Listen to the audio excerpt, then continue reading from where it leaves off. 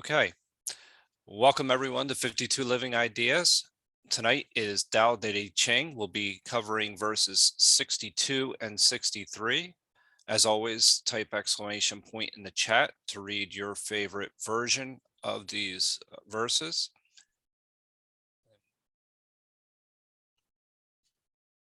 We'll see who gets us started. Evanik. Thank you. Sure, no problem. All right. So 62. This is from the Tao Christ, a Christian version of the Dao De Jing by Marshall Davis. 62.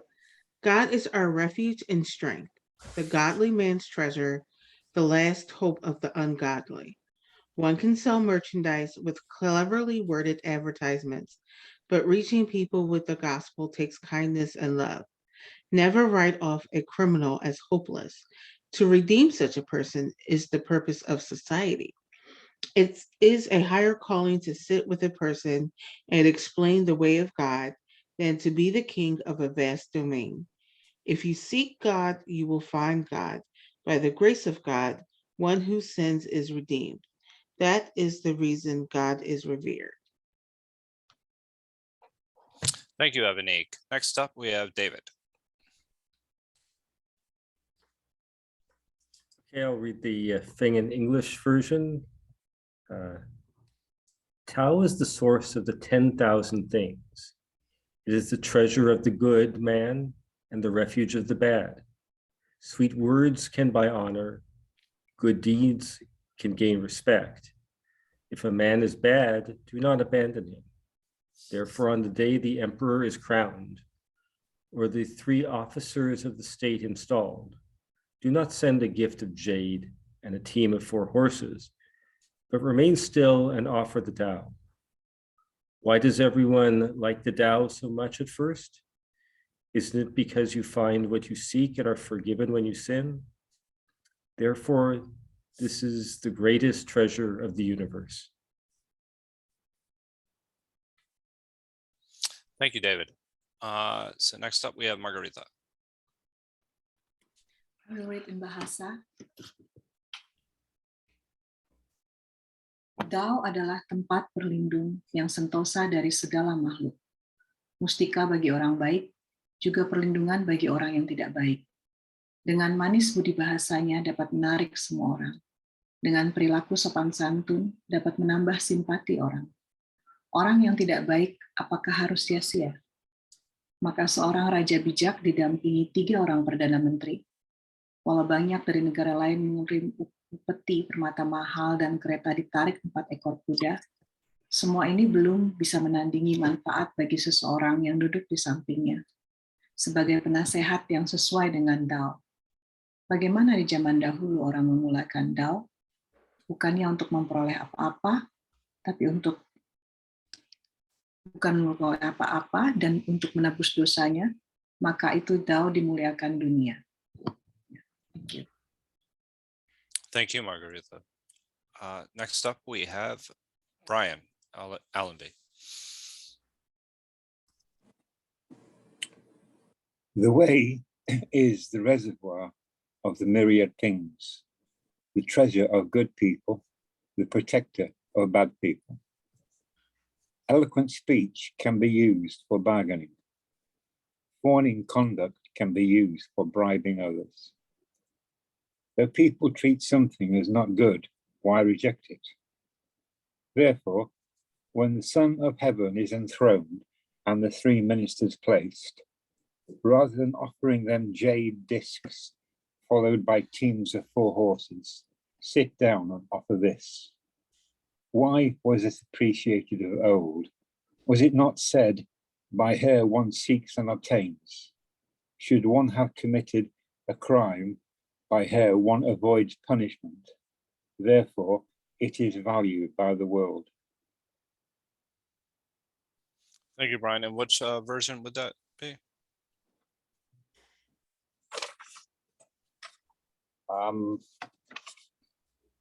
I'll come back to you on that. That's fine.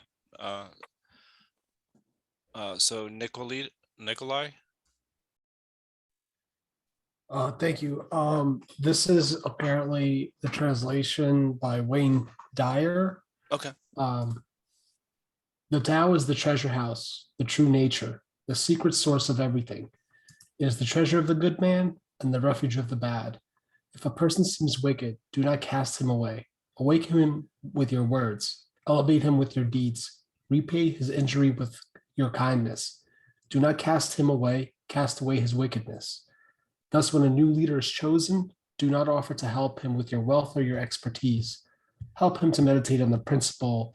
Offer instead to teach him about the Tao. Why did the ancients make so much of the principle? It is not because it is the source of all good and the remedy of all evil. It is the most noble thing in the world. Thank you. Beautifully read. So let's see if we don't have anybody else lined up. Jason, you mentioned actually during our session on Sunday that you enjoy hearing yours read out. Would you like me to read it out first and then go? Would you like to go through it, or would you just like to go through it? I can do it. Let me do it. Yeah. Okay. All right. That's fine. Because Sunday I take a different role. Okay. Because I find very interesting in this Sunday. Last Sunday, Sunday. Yeah. I kind of feel like I'm listening the lecture. Okay. From everybody.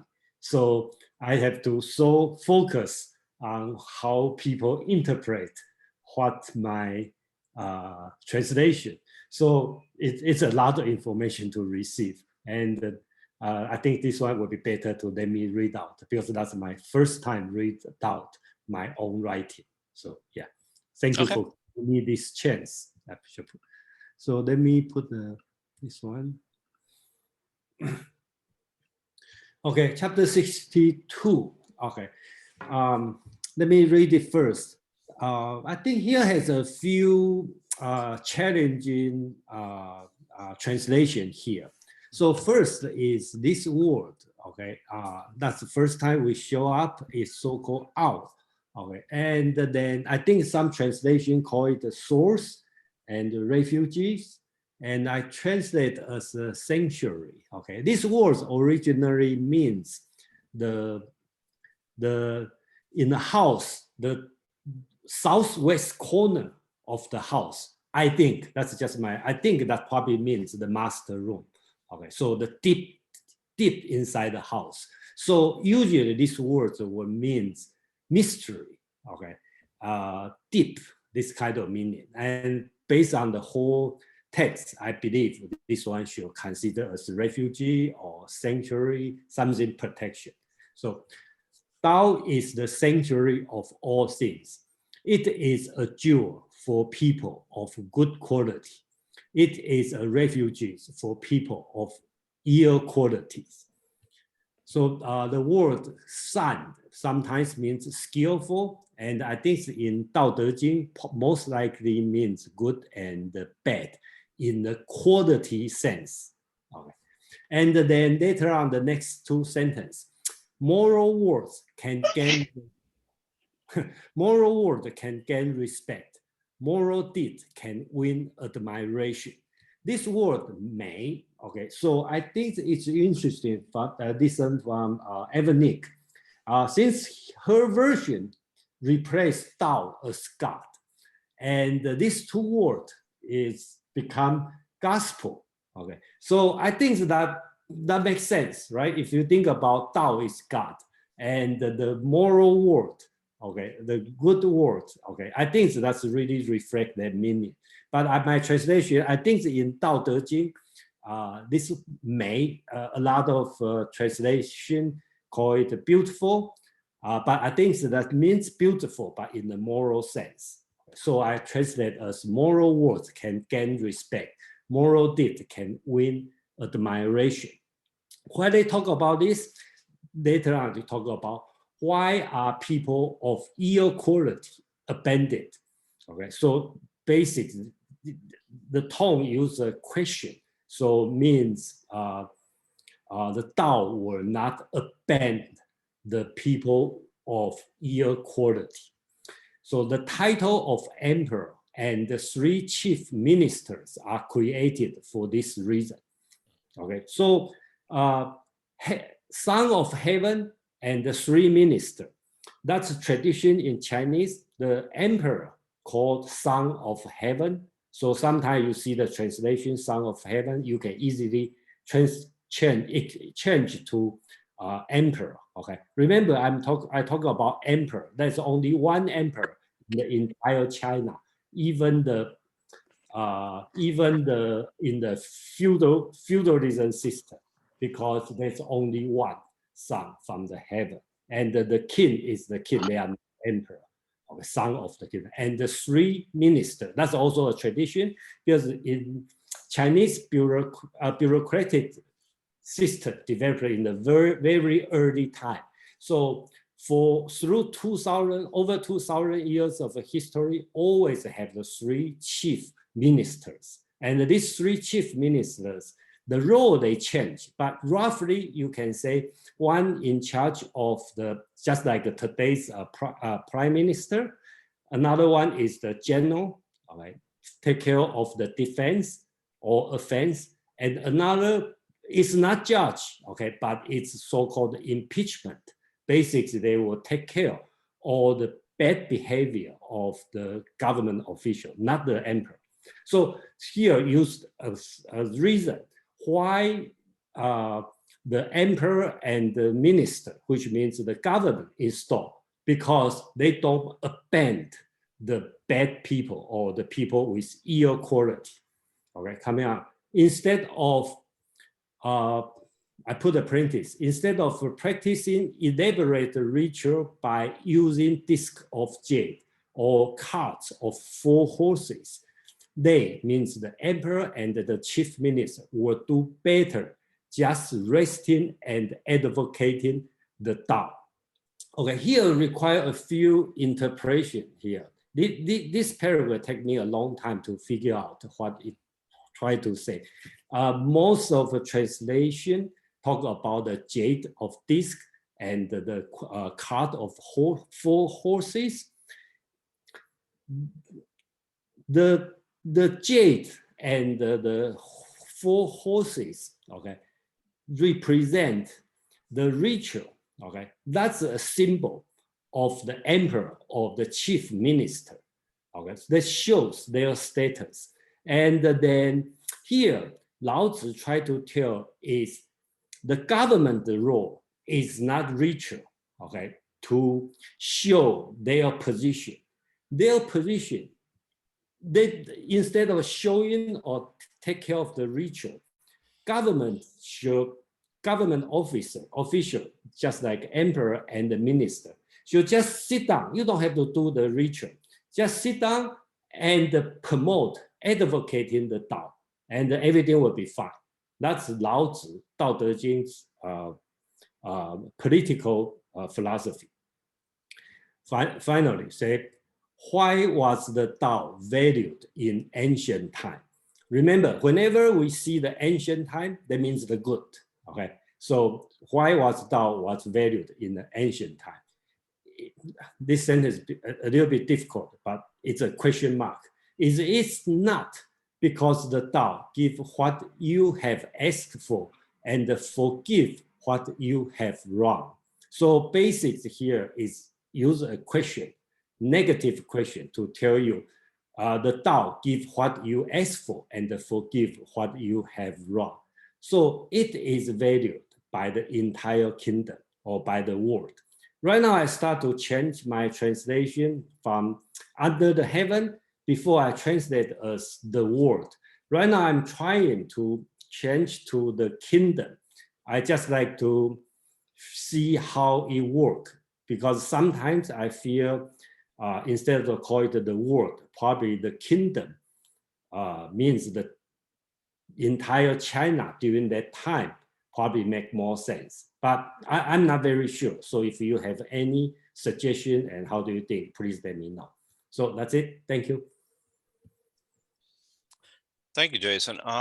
Just really quickly, I had done some reading as well about the three chief ministers, and it said that they were changed over time into the Minister of Education, War, and Work from the what was called the Grand Preceptor, Grand Mentor, and Grand Guardian. Are you familiar with any of those terms or any of those? Grand Mentor. Yes. Guardian. Okay, three chief minister has been have a long history. Okay, since the ancient time, but their role has been changed. Okay, depend on what time you are talking about. There's 2,500 years. Okay, which dynasty? They all have a different role and they change from time to time. So it's very difficult to define the role. But in general, there's one for the military, one for the role as the prime minister, which means the chief of all the officers. And the other one will be a little bit different. You know, sometimes so-called, probably like you said, the mentor or something for the crown prince. Okay, so that's really change. You know, depend on what which dynasty. Okay, so it's a very broad question. But when just put in this text, when they say the three ministers, they mean the three san gong, three senior. Okay, usually means the top of the government. Yeah, the Sung Kong is also something that I come across. The three dukes, or would be the three duke. Yeah, three duke or three grandfathers, something like this. That means the three seniors, and usually in the text doesn't usually means like top officer, something like this. That's my understanding from what I read. Thank you, Aman. Yeah, you guys were actually just stepping all over my thunder. No, I was listening to this, and the changeover happened, it's estimated during the Han Dynasty, when the bureaucracy elevated those titles of the San Jing to be those high states of, I have them as the Minister of Education, War, and Works. But I think that fits very closely with the idea of general prime minister would be a minister of works, and the chief judge would be also the minister of education, because it was the auspice of the most educated to be able to make decisions about right or wrong, just or unjust. And sorry about my Mandarin in advance, but I have them as Su Tu Ma and Su Kong as the respective three ministers. The Sandong, the three dukes, were Tai Shi, Tai Fu, and Tai Po, respectively. But it really is meant to be the emperor and the three heads of government, the three tops of bureaucracy. So this is an indication that if all these people do is serve ritualistic roles, they are not actually performing for all the people. The people of ill character or the people of low skill are abandoned. And that is a calamity in Lao Tzu's estimation. These high officials should care for all their people, like the Tao cares for all people, without judgment towards their good or bad nature or skill. Now you stole my thunder. That was the one other point that I really had taken away from this, how the Tao is universally accessible. And that was one of the things that that this really has, that stood out to me in many of the translations. One thing that I was really struck by when looking at number 62 was just how different the translations actually were. You know, we had read a few, and so we had a little bit of a exposure to that. But it was interesting. If anybody was interested, you want to go look at the web page that where it displays a comparison of 5 different translations at a time. It's located on the meetup page, but you can see that the translations differ quite a bit, but one of the universal things that I was able to take away is about the 3 ministers and the importance that the Tao be universally accessible. So folks, now it's time to let us know what you had taken away from this verse in the Tao. First up, we have David. Yeah, I mean, my first question is, I guess, to Jason, I mean, to Aman, is it possible that that central section is corrupted? I mean, are we really certain? I mean, I said you had a difficult time translating it, as Joe, correctly said. I mean, there's so much difference in the translations of all of them. It seems like all of us, I mean, you said yourself, and we've been so impressed by you and Aman of giving us a literal translation. And I'm just curious how much, if we really think that central section is what was intended, or if it really is all of us trying to like map our own hopes or aspirations of what that would mean about the Tao. And I mean, I understand it says 3 ministers and the jade and the horses and the stuff, but I'm just wondering if something's corrupted there and we're all trying to impose what we would like it to say about the Tao, as opposed to the rest of it where it's been so literal a translation. I'll let Aman and Jason. Aman, you want to say something first? Sure. I'm actually looking at a side-by-side, and I have to, my thanks to Dave from Tacoma for this translation, because it provides actually a side-by-side of the Maung Dui and Gudian versions of the Dao De Jing respectively. And so I can actually look at the text in the original Chinese side by side in the 2 oldest sources we have. And there's a single word in the 4th line, at least in this reading, that is unaccountable. So it has to be inferred. But between the 2, side by side, you can actually get every word line by line. So the corruption isn't so much an issue as much as interpretation or reinterpretation over time. That's what I can say from a scholarly view. I'll let Jason talk about interpretation though. Okay, yeah, this one is really challenging, and I know the key difference is here.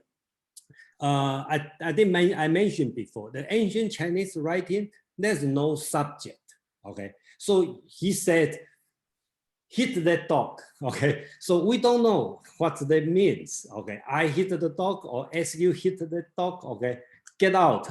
There's no subject. Okay. So you have to just infer by all the context. So here we talk about, okay, let me translate the word by word. I think that's the one got confused. Because first, the question mark, okay, again, there's no punctuation. So we just based on the tone. Okay, so we put a question mark on that. So assume, because this word, 和, that means how, why. Okay, so we assume that's a question.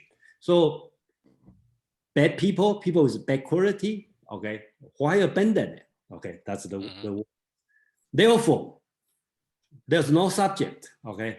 Set up the emperor, set up the 3 senior, okay. Who set up? We don't know, but we assume God or heaven set up, just be there, okay. Assume it answer the question, okay. We just assume that because previous is asked a question, why you abandon the people with ill quality? Then come with, okay, because heaven set up, okay, or the government just appear, okay. Then next question will be challenge. They said, the jade of disc and the cart of 4 horses is there, okay? And I would rather sit down and advocate this kind of Tao. Okay, no subject. So that's why I have like, okay, some translations say like, since there's no subject, some translation will say, okay, even offer the jade and expensive horses to the government, you'd better just tell them or offer the Tao. That's a way to talk about it. But I take another way, because I believe the Gong Bi, okay, which is the disc of jade, is huge. If you go to in the Taiwan, the museum, you will see that's a huge jade. Okay, this one is not like regular thing. That's for the government or emperor hanging, okay, on the door or on the desk, something like this. Okay, so it's a symbolic, same as the cart with 4 horses. That's more symbolic as the sovereign symbolic. Okay, so and in the ancient time, during that time, the emperor and just like Aman talk about the 3 senior, they probably don't do the real work. They're probably ceremonial job. So I believe here, of course, that's my belief, because I see this word Gong Bi and the Sima. That means ceremonial things. So Taoism is against this kind of the superficial work. So he talked about if you're doing this kind of ceremonial work, you'd better sit. They use the word sit, 坐静. I think that's a key word. Sit. That means don't do this work, just sit, okay? And doing the Tao. Okay, I think that reflects the whole. So I take the keyword is 坐, that means sit, and the jade and the horses. That's why I think the meaning is ceremonial, and ask the emperor and the 3 senior, just sit, promote or advocate Tao. That's my interpretation. Starting to get a full appreciation of how much work this actually really is. I mean, it's quite remarkable. Thank you. Before I make any more comments, let's go to Douglas. I thought that was a terrific translation that he did. Okay, but I want to show it through, and I'll take 1 second on this, through a movie. If you remember the Forbidden Planet, okay, where the guy created. So the Tao was created the same way, where he didn't know through his powers of the mind, through an essential thing. Have you ever seen the Forbidden Planet, the movie? But you may not have even seen it. I have not, no. Okay, well, he was creating in his mind, okay, and all these negative things were happening. So, but I guess if you so the whole thing that shows that our mind can create the Tao, our mind that puts things together. But he was talking about, if you're looking at that single passage, that's more of the emperor and what can happen in the palace and so on. Okay, but if you remember those days, the problem was in those days was that the emperor had all the power. Okay, so he was kind of the bad guy. Okay, he was not as good as you would think. Okay, and created a lot of the tension. So the Tao was created to show at the time. There's another reason it was created by Lao Tzu. Okay, to show what was really happening. Okay, at the time. So it's a very historical piece. So if you really look at it from that standpoint, you would see that a lot of what was going on in those days was pretty much that the emperor was all the power, and he was a force. Like Jason said, he was a force, and he could do whatever he wanted to do, okay, and create whatever he wanted, okay. And so the other people didn't have really much choice. So I think what he made the Tao, he was kind of, and it's kind of hard to, guess how these people are, even when you look at the languages and everything else, but creating something to show that the emperor, who didn't have as much power of the people unless they allowed him. So it was a whole, there was a movie made about this whole thing. I can't remember if I remember the movie, you remember it, but about what was going on. So, I guess the whole explanation was the palace and the emperor and the whole beautiful things. And yet he was really knocking off a lot of stirrups. He was killing them. Okay. And so somebody had to say to the people that were out there, hey, we've got to, have whatever we can to understand what was going on. It was a difficult situation. So when you made the Tao, he was talking about God and a higher power. Anyway, I hope you understand what I'm trying to get to. So I think Aman actually might have something to add since he has seen the movie, I'm assuming. Okay. Yeah, that's exactly what I'm trying to say. Yes, I have seen Forbidden Planet, but also what Doug, I'm sorry if you prefer Douglas, I haven't ever actually asked, but what he's saying actually does make sense to me, in the sense that it's a statement I've long advocated about, excuse me, elections within our country. I've always said the primary job of a president is to inflict their psyche on the nation. Everything else is secondary. And that's just my experience of the person in charge's very demeanor seems to emanate throughout a kingdom. And I think that's kind of what Doug's getting at, is the emperor with so much power, with so much authorities, his very disposition. You got it. You got it. Yeah, his very disposition would ripple through the entirety of China. And the advice Lao Tzu is advocating here is who you really are inside counts so much more than the ceremonies and decoration that you can surround yourself with to cast a facade. You really need to get apt at being still, sitting down, humbling yourself some, and understanding the Tao.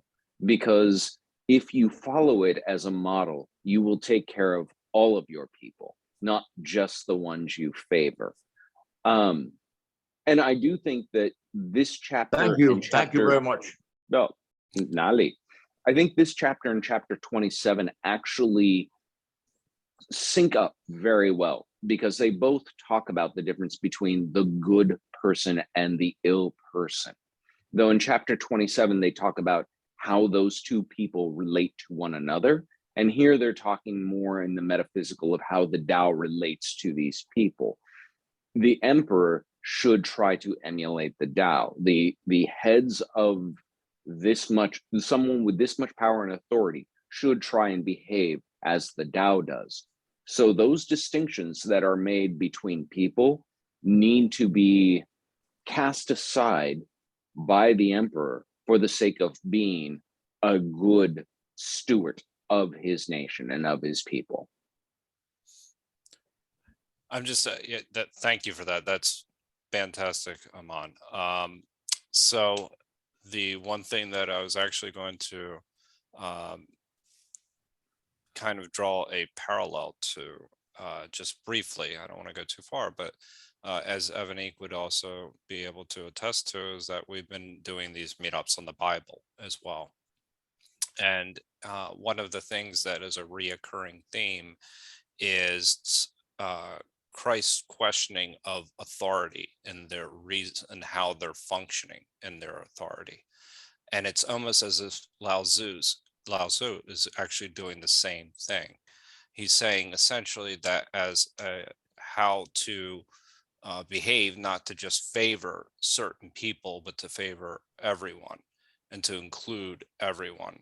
And kind of Christ is kind of espousing a similar message. And it's really more about the leaders of the time are hanging on to their positions of power and the names associated with those positions, rather than actually working for the people. And that's just a reoccurring theme that we've been discussing in a Bible meetup. And it seems kind of to parallel a little bit here. I may be making a stretch, but in any case, we have Kevin wish to comment next, followed by, I believe, Evanique.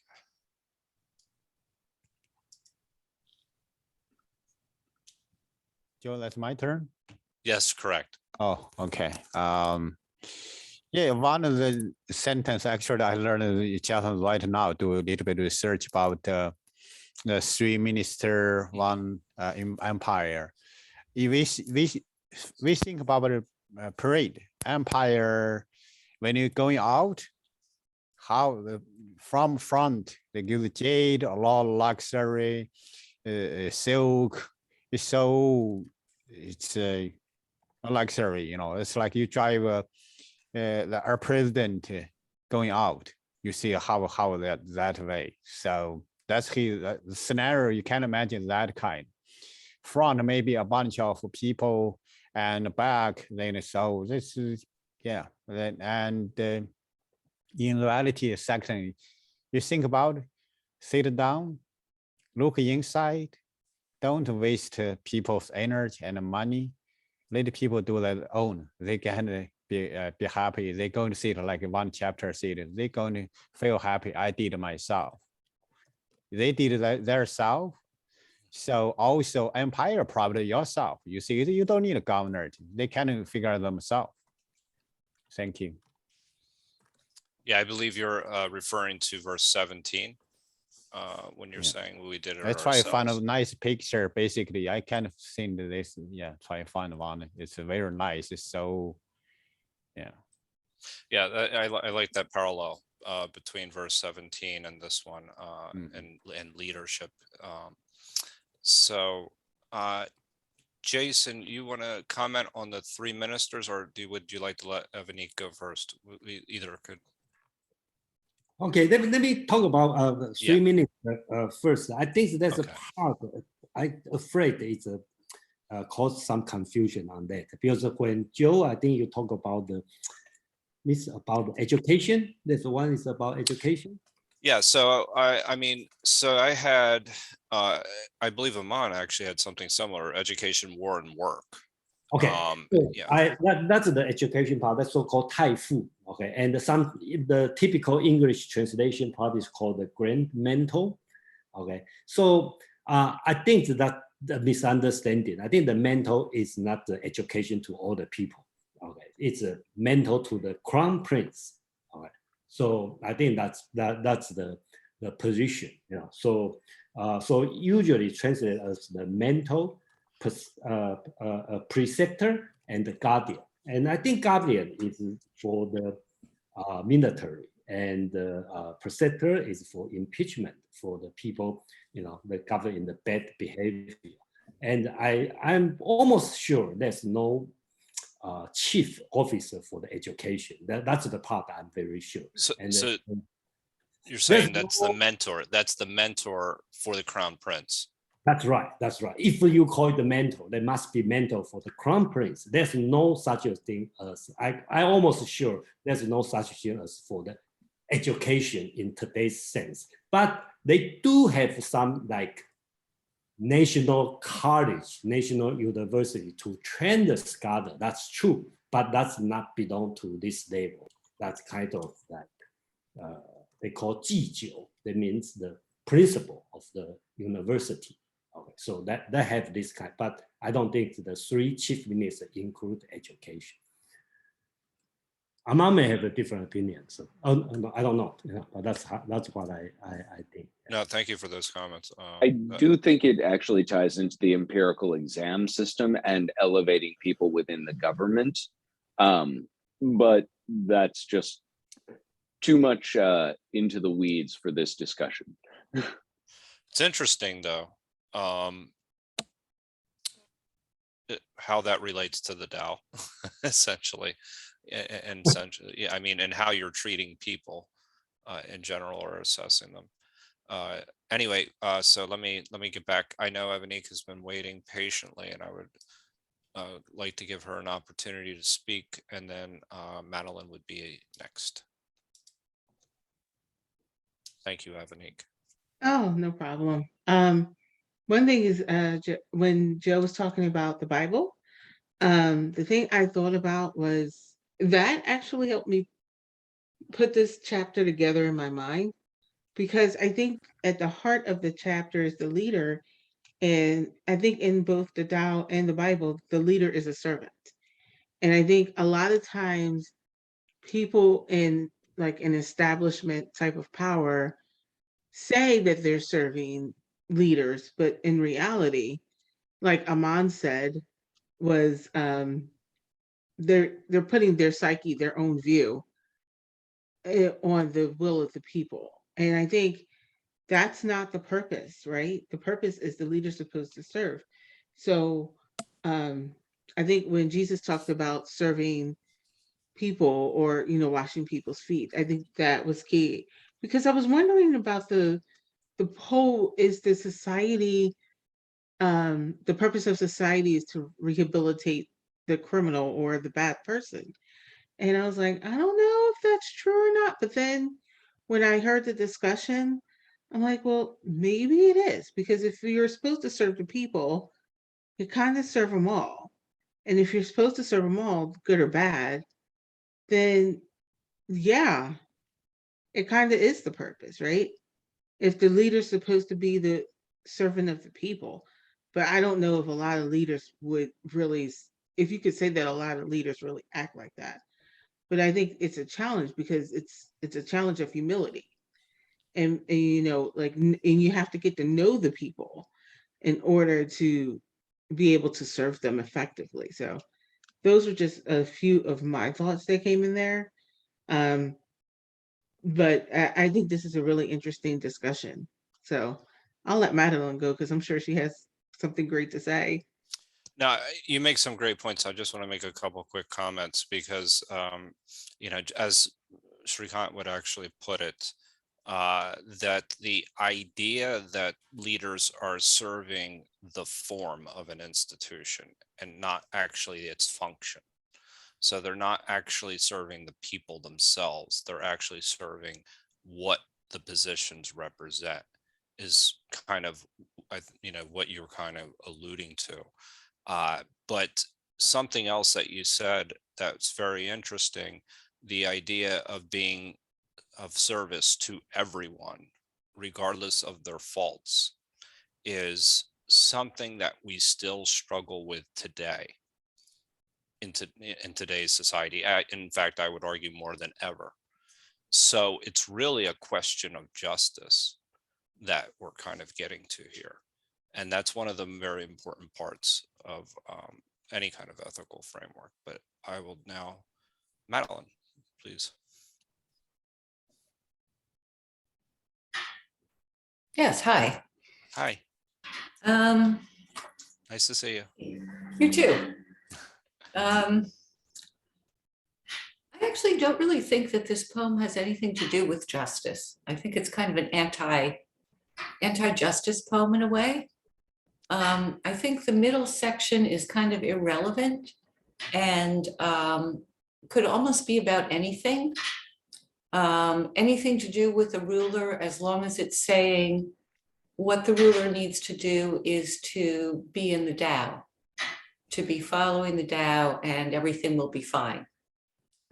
We could leave out the mention of ministers, we could leave out all those details. For me, the important parts are that the Tao is right here, and it is available to everyone right now. It doesn't matter if you are a good person, and in which case the Tao is like a beautiful jewel in your life, or if you're a bad person and maybe a brigand in need of refuge, and there's the Tao, it's right here. And the part at the end, that it's also right there for everyone,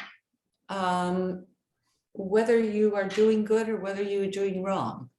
It's still right there. You're not,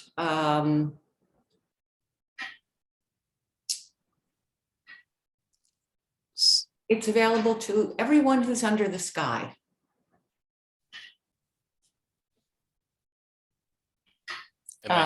Yeah, I so thought I that's, am I still frozen? I froze for a minute, so I lost whatever you may have said.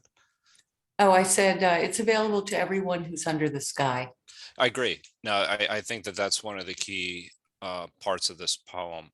Yeah, maybe justice is a strong word. I still think there's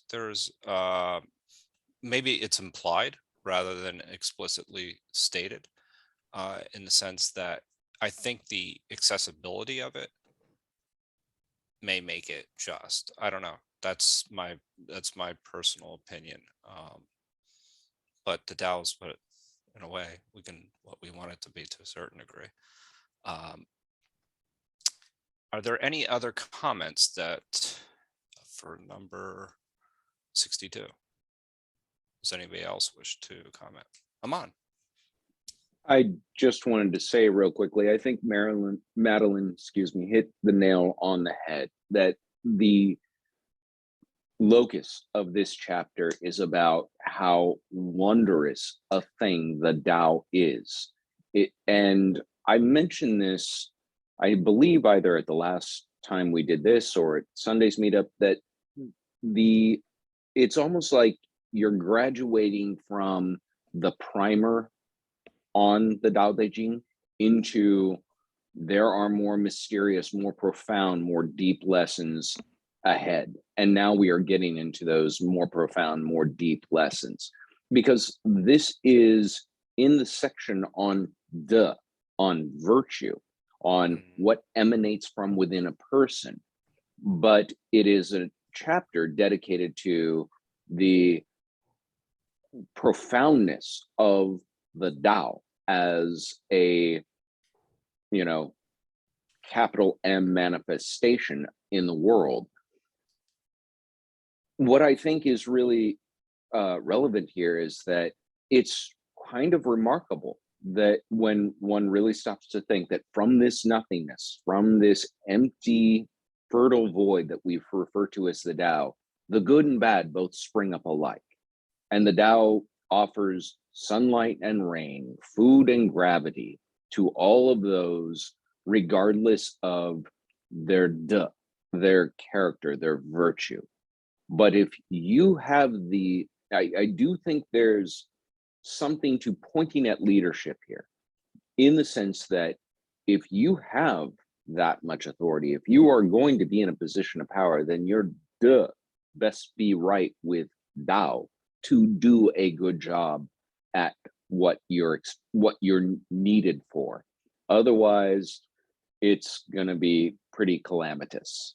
And so I do think that she hits at what the crux of this chapter is trying to communicate, and that it is relevant that it's being directed to leadership, but it's also viable and totally relevant to anyone's life, that they too can be understanding enough of Tao to enhance, improve their personal Tao. Thank you for that. And again, my apologies. Seems like my internet connection is quite unstable this evening.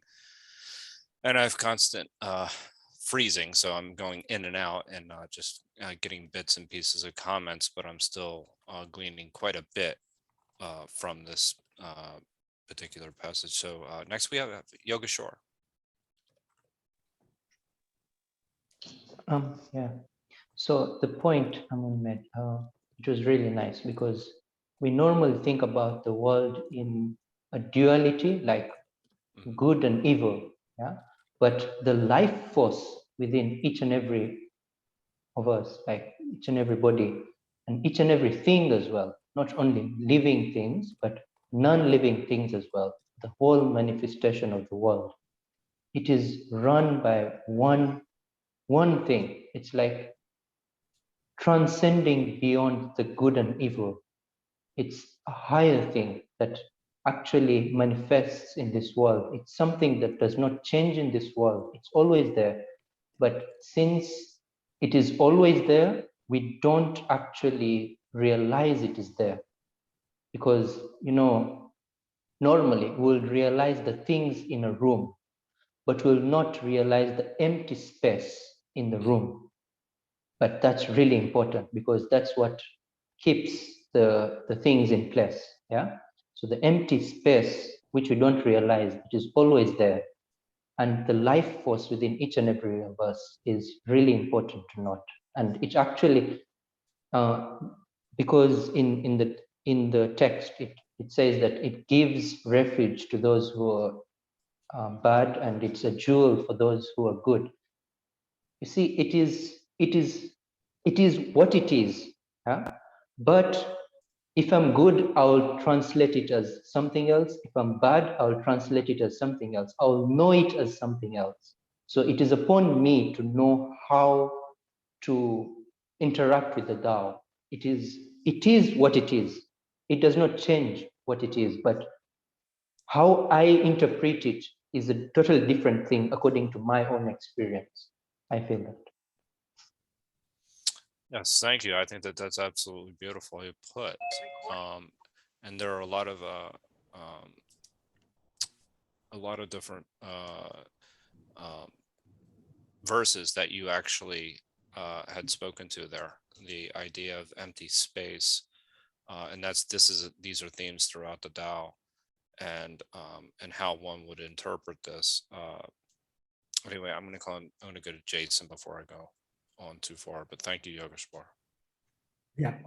Yeah, thank you. I think I just need a little bit defense on a lot of comments on the middle section about it's unnecessary or misplaced. Okay, I think that's a defense. Okay, I think everything fit perfectly in this chapter. Okay, if you look at this one at the beginning, okay, let's look at it in the fourth section. Okay, 1, 2, 3, 4. Okay, so I think there's nothing unnecessary in this chapter. Okay, that's my defense. Okay, personal. Okay, so first talk about the Tao is function. Okay, for good and for bad, and then section 2 talk about the moral word and the moral deed. Talk about the person with the good.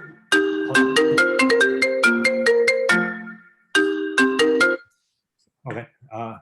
So talk about the good thing. Okay. So the person, the good person, and the number 3 talk about the person with ill quality. So that means we need a government to take care of how use Tao. And then the last part, draw the conclusion, talk about the function, the purpose of Tao, for the give you what you ask for and forgive you what you have wrong. That's why Tao is valuable. So I think that's the 4th section. All sections are necessary. Of course, that's because my translation, I make it work. So that's the reason I try to say that all are necessary. Yeah, thank you. Thank you. So we have 2 more people that are in the queue. Appreciate that. Jason, Nikolai. Thank you. I think that to kind of bridge the gap between the necessary and unnecessary is the specifics kind of build context for kind of like the earlier primers of the metaphysical, because if you just kind of read the earlier sections, it's very difficult to sort of put that into practice. And this example of the emperor, I could see how the specific of it being an emperor and 3 judges or rulers isn't really kind of the meat and bones of it. It's just, it is in a way of leadership, but to sort of see how the metaphysical kind of stuff applies. Because in earlier sections of the Tao, it mentions, what is the difference between, good and bad? It kind of creates this subjectivity. And kind of in these sections, or in this one specifically, it says, accept both, right? To be a good ruler, you have to accept both. And in earlier sections, it says kind of like, stop even looking at things in terms of good and bad. If anything that is good, creates what is bad. Like, and I think it's a higher level, but I just like the specificity because it gives you kind of like an event to review with that higher understanding of the metaphysical and kind of see how the Tao would apply itself in a very material form. And that's kind of my takeaway from this section and the comments previous to this. Thank you for sharing those comments. It's interesting because I was thinking about the good and bad distinction even to begin with. And as far as the way I interpreted that is just people that are close to the Tao are good, and those that are away from the Tao are, I guess, be considered bad, but they still can come back to the Tao. So that was the way I thought about that. But I liked your mention of how the metaphysical turns into the more practical in this particular verse. So we have Katie followed by Evanique. Yeah, I really liked the words versus deeds. I feel like words, if you more words would demonstrate that you understand, and then your deeds kind of show more that you practice what you preach. And I feel like a lot of religions have that too, like kind of split between thoughts. This is on the positive side, but on the negative side, that you can have, like that's what I really liked about Islam, for example, that you're not judged for your thoughts, but you're judged whether you act on them. So this kind of split between words and deeds. So here it's words and thoughts and other, but it's interesting they make the same distinction. That's something that also stuck out to me, the words and deeds. And the reason it stuck out to me is how each version that I had read kind of interpreted that section very differently. So, I mean, just for example, I don't know here if I have it. One example, and this is a pretty, this was a pretty distinct translation by Ursula Le Guin's that particular section is: fine words are for sale, fine deeds go cheap, even worthless people can get them. And I thought that was a bit harsh. I really did. When I looked at it compared to all the other translations, where I looked at the Stephen Mitchell translation, which is, I believe, your favorite, Katie, is, honors can be bought with fine words, respect can be won with good deeds, but the Tao is beyond all value and no one can achieve it. I really liked that in the Stephen Mitchell translation versus that was one of the few times that I would defer to that one, just as far as not necessarily the literal translation, but as far as the way it's read, I appreciated it a little bit more. So next we're going to have, I'm going to let, I know Evanique, you're waiting, but I'm going to let Elena go. She hasn't spoken yet. So.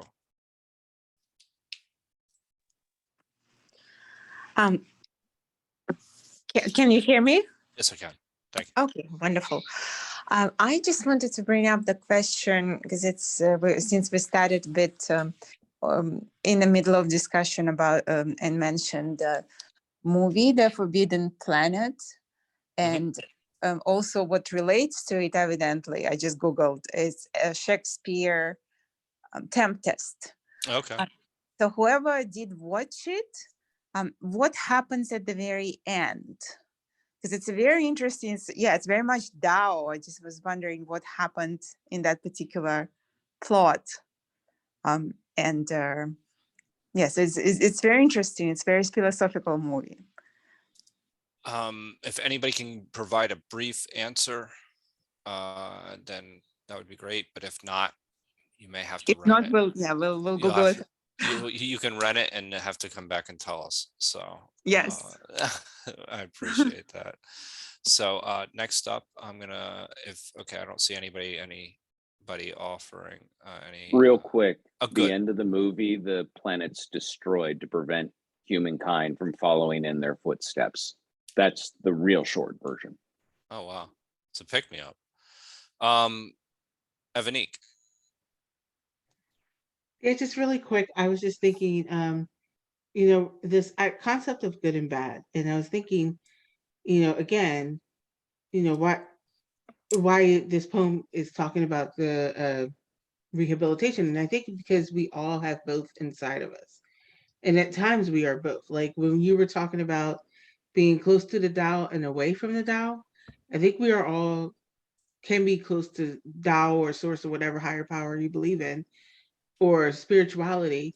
And at the times we could be away from it, like our core. And I think when we're away from our core, that's when we can be bad and do bad things.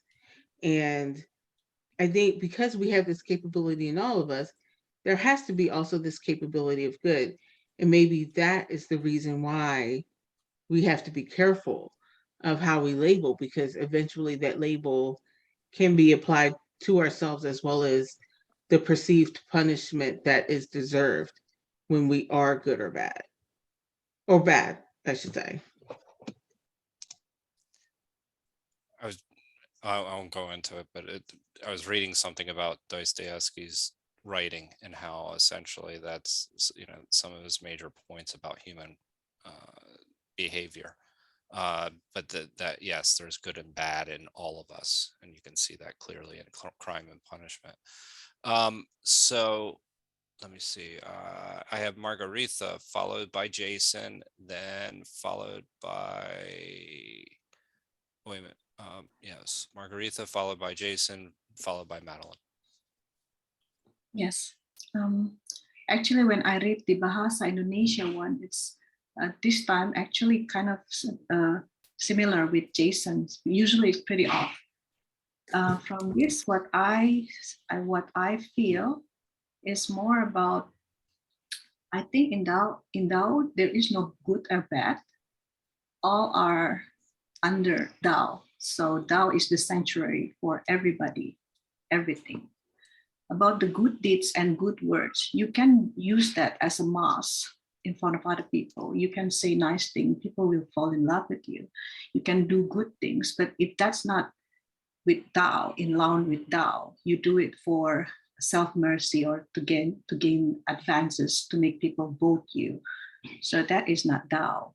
So I think this verse kind of reminds us that you need to practice Tao, because Tao, it is Tao. And it's not just putting ornaments with many things, but it's just being Tao. Yeah, thank you. Excellent comments. One of the things in her notes that Ursula Gwynn actually has is true giving as opposed to fake goods is something that she states. And I think that that's what you're kind of speaking to in a moment. There is the idea of authenticity is really important in this process, that you're acting from a place of authenticity and within the Tao. So next up, we have Jason. Oh, yeah. Let me share the screen again. I just want to respond to what Joe and other people talk about another translation about on this section. Yes, I liked yours much better. It's very, very okay. Not only English interpreter have a different way, also the Chinese interpretation has a different way to look at this one. The confused part is here. These two words. Beginning is no problem. Good or moral, whatever word and the deed. Okay, that's not the problem. Problem is here. He said the moral words can 世尊, that means market the respect. Okay, so what do you mean market the respect? You can buy respect or you can gain respect. We don't know. Okay, so that's not clear. Second, good deed or moral deed can add people little by little. Add people. What do you mean add people? So I think that's for you to interpret. That's why I think that means gain respect. That's a proper way to think about it. If you think about that, criticize, okay, the moral word, okay, then you say you just sell, okay, I do good to gain for the mere purpose of gaining reputation. Or you can say, I did good. Naturally, I will gain respect. So that's different way to think about it. But there's no tone, nothing you can interpret. Okay, so that's the problem here. Yeah. Thank you for that. Thank you. That actually clears up a lot for me. Next up, we have Madeline. Yes, well, my impression of the Tao Te Ching, especially from the earlier chapters, is that it's really not about morality. It's not about being a good or bad person. That Confucianism is about morality, and the Confucianism and Moism both map onto Christianity and the Western worldview much better than Taoism. That in fact you could be a very good thief and be a total Taoist, and that could be your de. You could be breaking into people's houses, you could be picking pockets, and that would be your role in the world. Now, the Tao advises against it because it involves you with people in ways that get you into trouble and enmesh you in what we would call interpersonal dramas. But it doesn't say anything about that being morally wrong. So I think it's not about morality in the sense that we think of it. Mm-hmm. That is really interesting. One quick, so would you say it's against nature though, in that way, if you were picking people's pockets for a living and just doing it really well? No, I mean, you're part of nature, and nature is a subset of the Tao. So if you are doing it fully in accordance with your own nature as a pickpocket or a thief, then I would say that you could probably do it and be a Taoist. I don't know. But it's not, you're not going to be kicked out of the heaven of Tao for having done bad deeds. Or for having flaunted social conventions, for not having said morally correct things or not having done morally correct things. Well, okay, if I get arrested tomorrow for picking someone's pocket, I'm pleading the Tao. No, I'm just joking. But no, I think that's excellent. Thank you, Madeline. Actually, I would like to hear Ramon's response, and then Kevin, and then we follow it up. Yeah, I don't think what Madeline's thinking is incongruent with the rest of the Dao De Jing.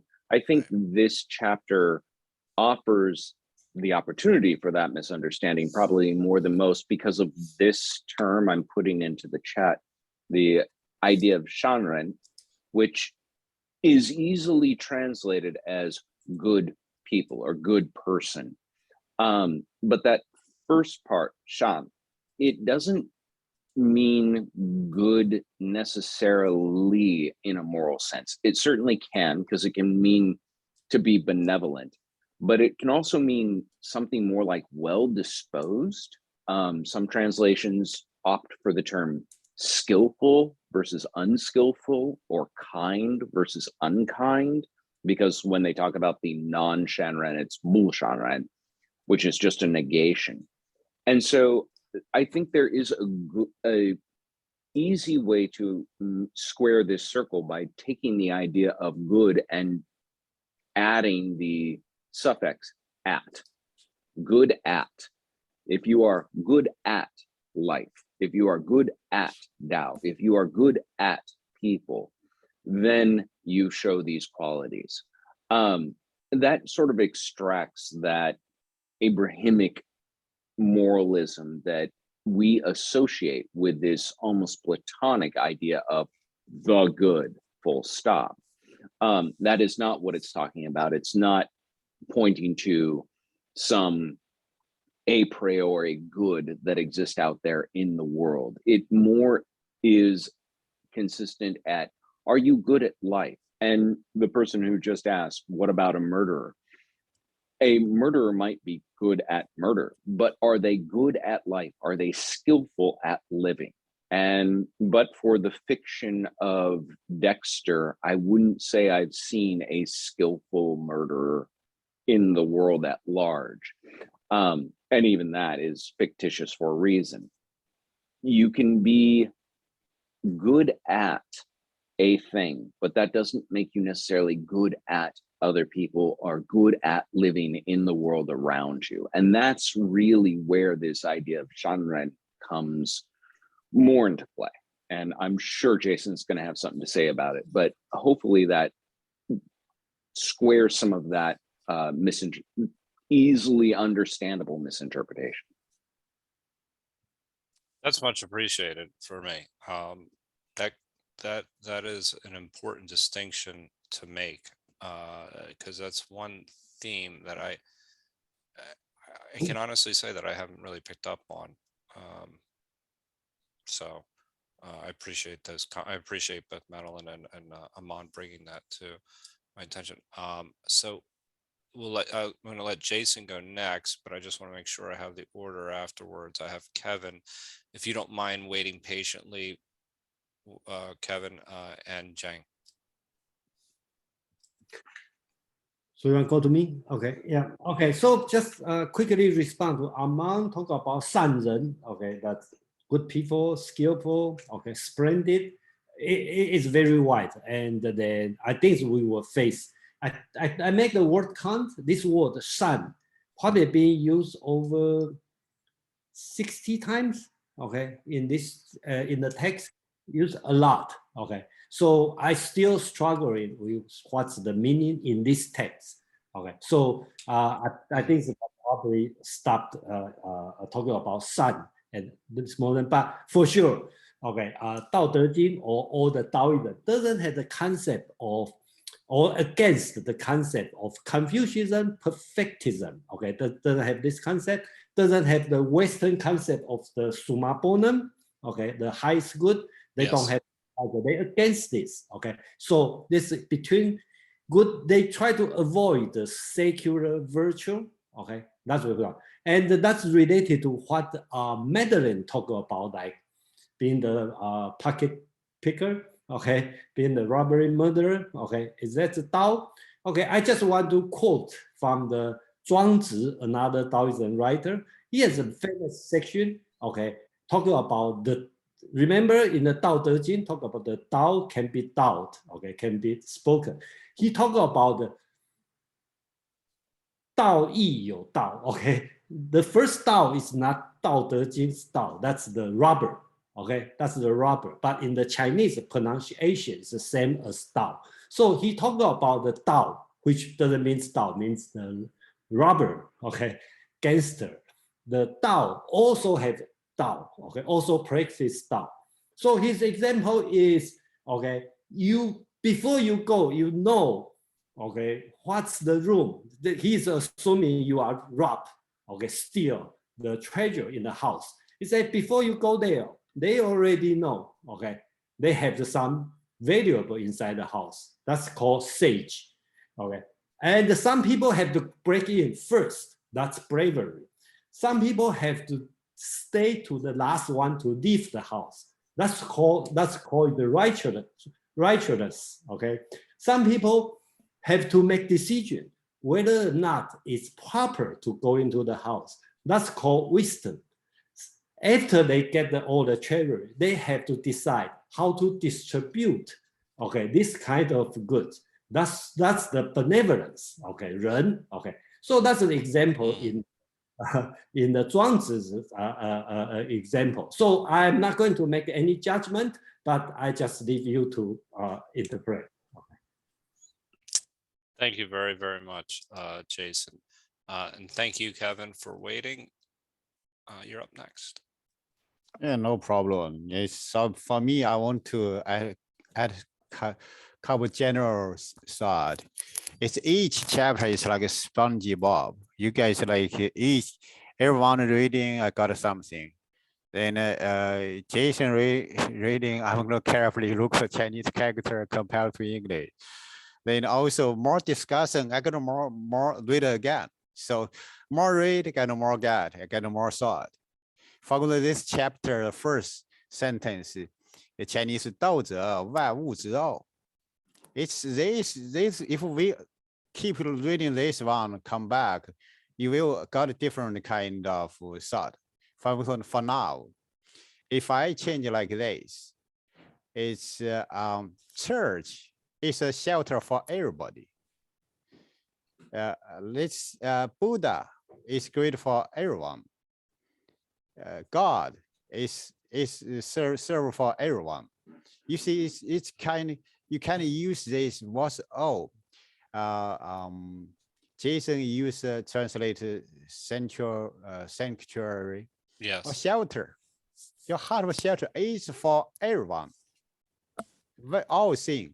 You see here, all things on the following the sentences about the human behavior, good or bad. That's in Chinese culture. 万物, even in Japanese. That means the one, let's see, one container, one pencil, one wood. They also have this kind of feeling. That's like I remember it's Madeline, I guess, and we're still Madeline idea. I see one cat paw.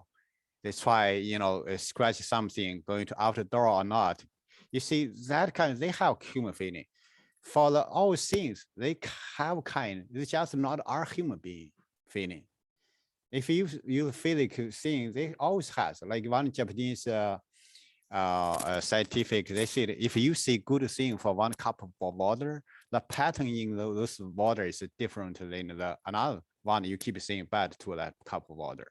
It's amazing thing. Back to Joe, your here seeing everything is something about us. We don't understand them. For me, I would prefer the middle word, unknown. We could see that's God or something. So that's the beautiful thing. We respect that, open-minded. It's yeah. Thank you.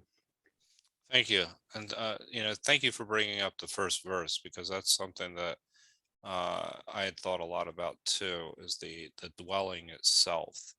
But I don't want to go on about that just right now, because I think we have several people in that are waiting. So Chang, you're next. Thank you for that, Kevin. And then I think Jason, you already went, right?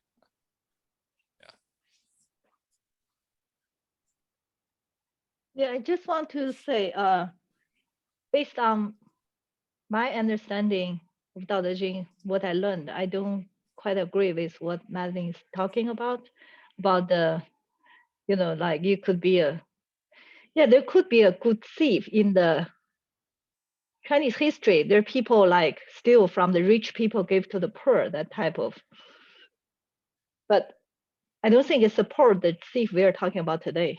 Anyway, I just want to say that it's not totally different from what I learned. So I'm not really supporting that idea. That's it. So it is different from what you've been taught. Yeah, so there's was thief before. There's like Three Kingdoms, 三国演义, they're talking about all these people, they rebel because this rich people exploit old people, that poor people, then they just steal from them, then they give to the poor people. Those, you can call them thieves, but it's different from what we talk about today. That's good context. Jason, do you have actually anything quickly to say about that or no? Okay. So let me see. Next up, we have Nikolai, followed by Douglas. Thank you. Yeah, so I think kind of like I put some words in the chats and just kind of want to maybe explain that a little bit more rather than coming off as I support murder and thieving. I think it's contextual, right? What is a murderer? One person's murderer is another person's hero, right? Like I don't think anyone is for murder, but when you start labeling things yet again as good and bad, I think the Tao kind of looks at things as more of a purpose-driven action, right? It's virtue, right? Is what was the outcome? Was it for the people? Was it for a benefit that is beyond just your sole gain? And that's kind of like what any one example you can give can be viewed in a infinite amount of perspectives, but it's sort of like the metaphysical part is what is ultimately the result that was trying to be achieved, and does it serve the people? Yeah, I mean, Aman or Jason, do either of you wish to comment on that? If not, I can for briefly. I can talk about it just a little, and I think Jason was absolutely right to bring up Zhuangzi, because some of these moral quandaries, these occupy a lot of human time. There's a parable within the Zhuangzi, which I am going to butcher, but in short, it's something like he sees a worm that's being eaten by a bird that is being hunted by another animal, and he's drawing a bow to shoot the animal at the time, when he suddenly looks over his shoulder and sees a game warden and realizes he too is being hunted, and in a fit of fear runs home and hides and shakes because he forgot to be with the Tao. He didn't appreciate that he wasn't apart from it. He is a part of it. It's an interesting and odd parable, but I think it gets to this idea of moral quandary within the human guise, because he sees death, murders occurring out in nature, from one animal eating another to another animal, and he's just getting ready to eat his own meal and doesn't think of himself. He thinks of himself as apart from this because he's got a bow, he's got the distance, he's the top of the food chain. But he neglects to remember that there could be something hunting him too with its own cause. And therefore, extracting the morality of whether it is right to do this or wrong to do this, it's important to remember that, is it within the cycle of the Tao? Is it in keeping with the Tao to do this? And it was his forgetting of that, just hunting after his own wants, that made him tremble in fear and hide at home until he reestablished that knowledge. There is, some outlaws of the marsh. There is a certain outlaw morality to this idea of Taoism. And I think this is a really big subject, but I'll put it simply. When I say outlaw morality, what I mean to say is that it's not that it's completely amoralistic, but it doesn't hew to the prescribed morality that the world tells it should have. It more needs the sensitivity of reading life about it to decide what is the proper action then, what is the right action for me to take then. In the same way, and I refer to it as an outlaw morality because in the same way you think of like the mob or organized crime, they aren't lawless. They operate with a very strict code of rules and behaviors that they ascribe to themselves. In that sense, the Taoist is asked to find their own morality that is in harmony and is in rhythm with the actuality of the world. That may sometimes follow what's prescribed, but if it doesn't, it doesn't. And getting better at that sensitivity allows you to more aptly know the right move at the time. Thank you very much for that. Douglas, I know you're waiting patiently, but I think Jason has a response to that. And then Nikolai, that was a very good comment. I want to come back to that in a minute. Yeah, thank you. To let me talk about this. Just quick about the good and the evil in Taoism thinking. Let's put in this way. In Taoism thinking, preserve your own life is the highest goal. Okay. higher than the moral sense. So a lot of time they are teaching not doing good, not gain reputation, but also not break the law. Okay, don't avoid the punishment, avoid the reputation. Why they talk about this? Because the highest goal is preserve your life. When you gain reputation, it damage you. When you did something wrong, they have the punishment also damage you. I think that's the reason. Okay, if you look at this way, because preserve your life, live your life well is more important than when Confucius talk about moral. So that's why sometimes have a criticism, okay, on the Taoism, because they forget as a person you have a social responsibility. So I think that's the difference. Thank you for that, Jason. Next up, we have Douglas. A very interesting thing is what is going to ask Jason this question. So we have a different idea of morality, okay, because Orient has a different way of looking at things. So when they're looking at with the Tao, okay, what do you think is the right? Oh, this is the question. What is the right way and what is the wrong way? Because it's not viewed the same way we would look at it in like in our country in America, okay? So it'd be a different way of looking at morality and a different way of what's right and what's wrong. That would help to explain the Tao. Can you help them understand that?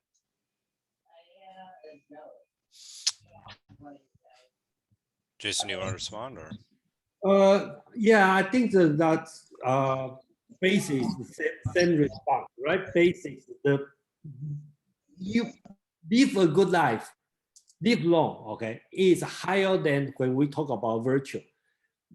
You may criticize this one, but that's their virtue, okay? That's their morality. Think about this way. If everybody doing this way, this world would be much better than the Confucian teaching or in the Christian teaching, right? Because you do good, you're good, maybe other people's bad, okay? So in another way, if you take care of yourself and don't get involved with others, that could be the highest virtue. I'm not saying that I agree with this, but that's the Taoism teaching. Taoism tries to promote this kind of idea. Don't bother other people, just do yourself. That's interesting because that kind of gets to what Aman was saying, that even like a organized crime unit they're not lawless. They have their own rules. They're doing their own thing. And that there's no prescription, universal prescription for rules on way to live in accordance with nature. So I just wanted to say, as far as Douglas's question goes, it brought up an image from not long ago when I watched somebody walk into a sliding glass door because they failed to realize it wasn't open. That would probably be the ultimate in the Taoist immorality. You failed to recognize the situation for what it was and act accordingly. So the proper action would have been to open it and be sensitive enough to the reflections of light to recognize that it was closed and you needed to open it. That's about as moralistic as I think it really gets within Taoist precepts. As far as the culture goes, that's a whole nother animal, but within just the structure itself, that would be a definitive example of skillful or unskillful means. It can be explained. You see, the only thing is it can be explained in a couple of different ways.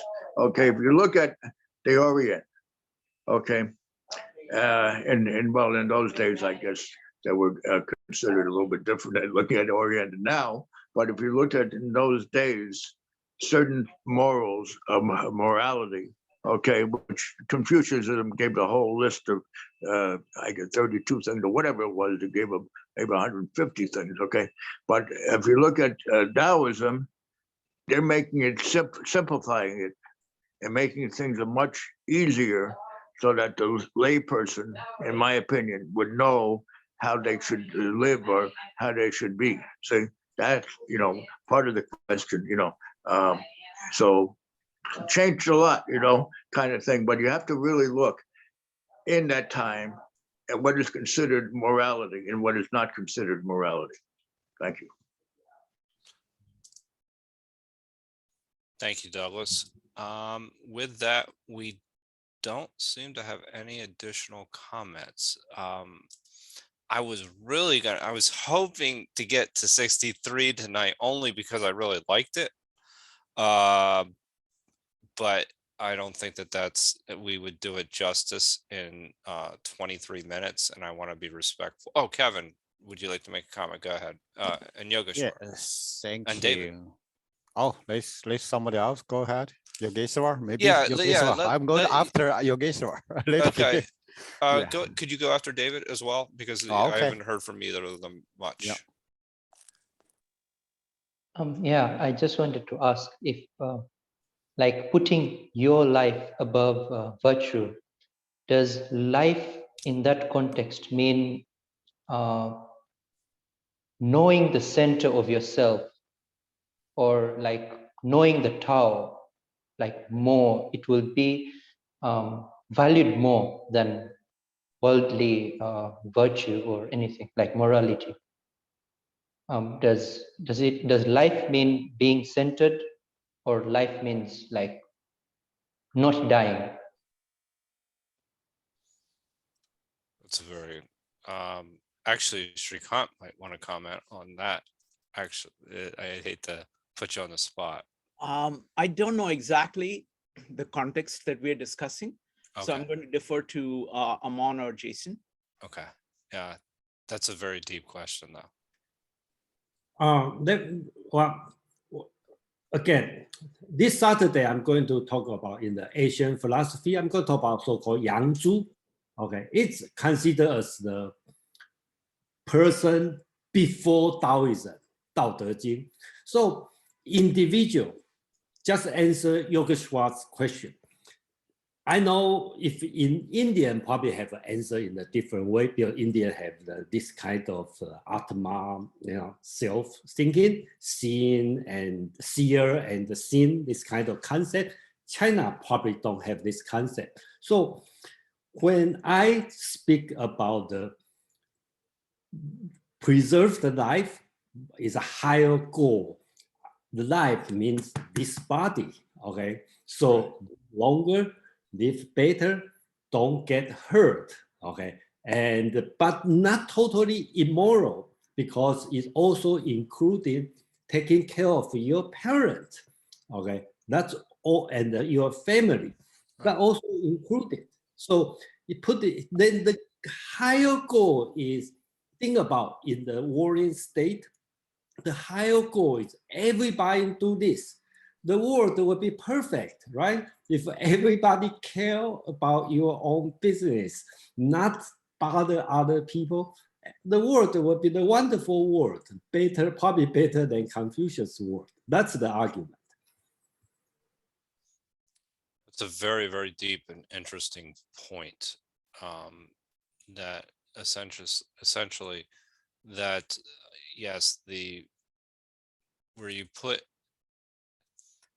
once you start deferring to a set of rules and prescriptions, that actually would lend itself more to war than it would be if you were following the Tao, where you're following the way as the primacy of your moral compass, so to speak.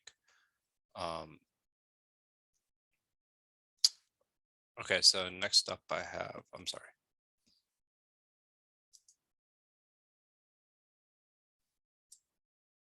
I have David, followed by Kevin. Okay, if you, I was going to let Kevin go first. I was curious for Jason's comment, because in another analysis or presentation about Ruism versus Taoism.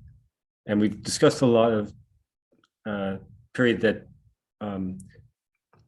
that Ruism and Taoism were both very prevalent in the leadership. I mean, there was sort of this competition in the various,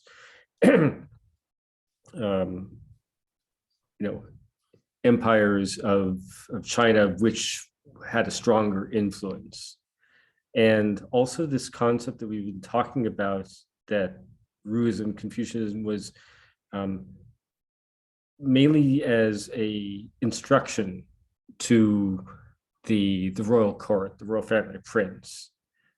But in this presentation, they mentioned that while both Confucianism or Ruism and Taoism were very prevalent, that Confucianism, at least in this other person was saying, was more prevalent, or was mainly, in China itself, and I don't know what period they're talking about, but it was mainly accepted or much more of an elitist religion, or much more of a courtly religion, or mainly in the, whereas Ruism was something that was greatly, was much more prevalent amongst, not only, but was more widely adopted amongst the general population.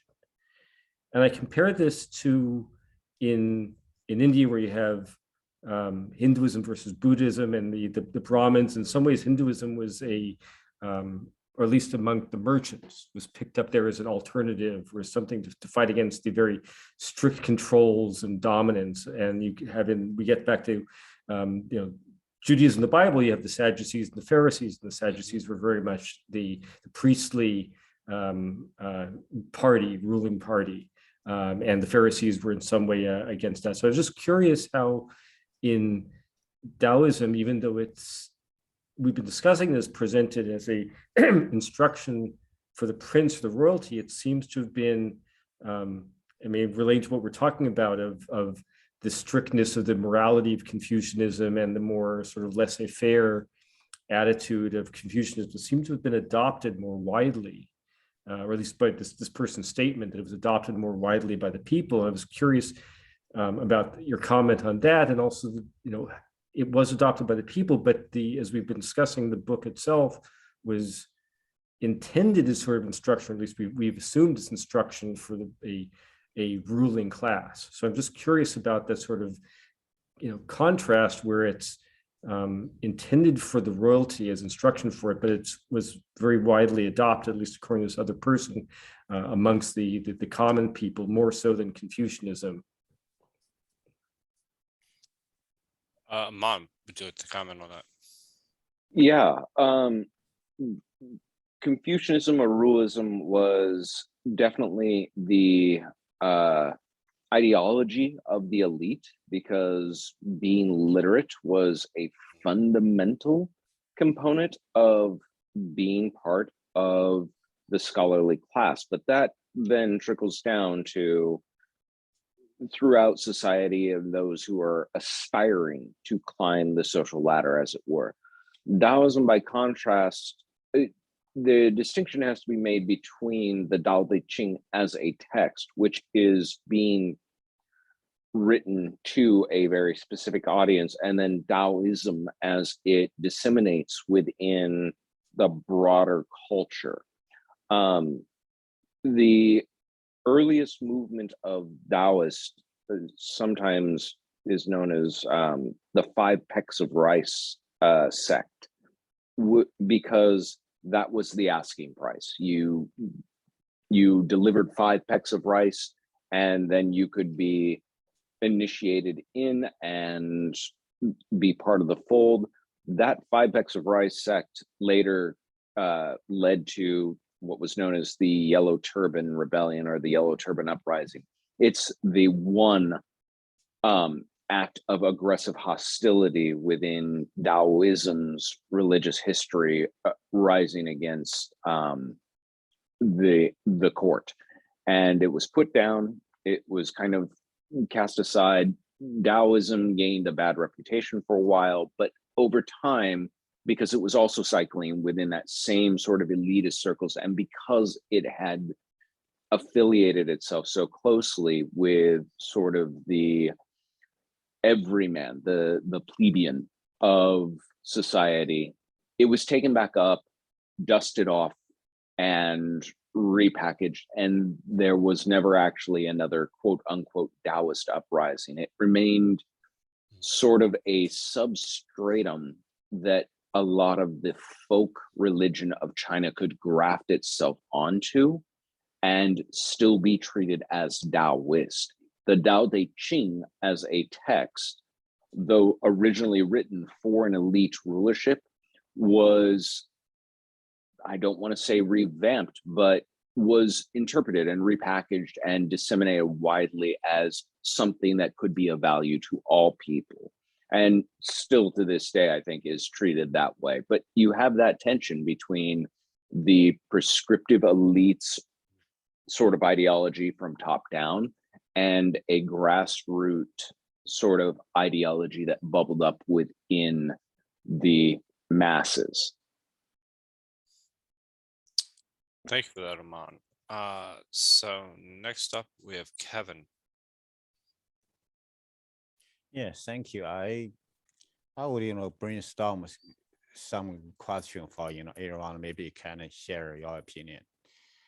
In ancient time, the literacy is very low, so that's going to come up. Who going to define a morality? We learn the book is from the winner take all, which who write history, the book, morality, or knowledge. So that's going to bring we going to follow that route. We can build our own house, isolate others. Here I'm going to post some questions. If in Dao, I agree, just most people think here also Amma saying from the grassroots, the Dao also value those silent things, not just human being. So my question would be, who is ownership for those silent things? They should have ownership by themselves. Let's see, in reality is here. One person could own 2 million acres of land. Another person could be homeless. Is this fair? This by law is legal. Another person is born in developed country. You can, let's see, I clean my house, I do my own good. Another person is born in war zone. It's by nature, it's bad. So what's morality for them? What's a fairness? Thank you. It's an interesting question that you're posing with this idea of your situation dictates your ability to follow the Tao. My thought is that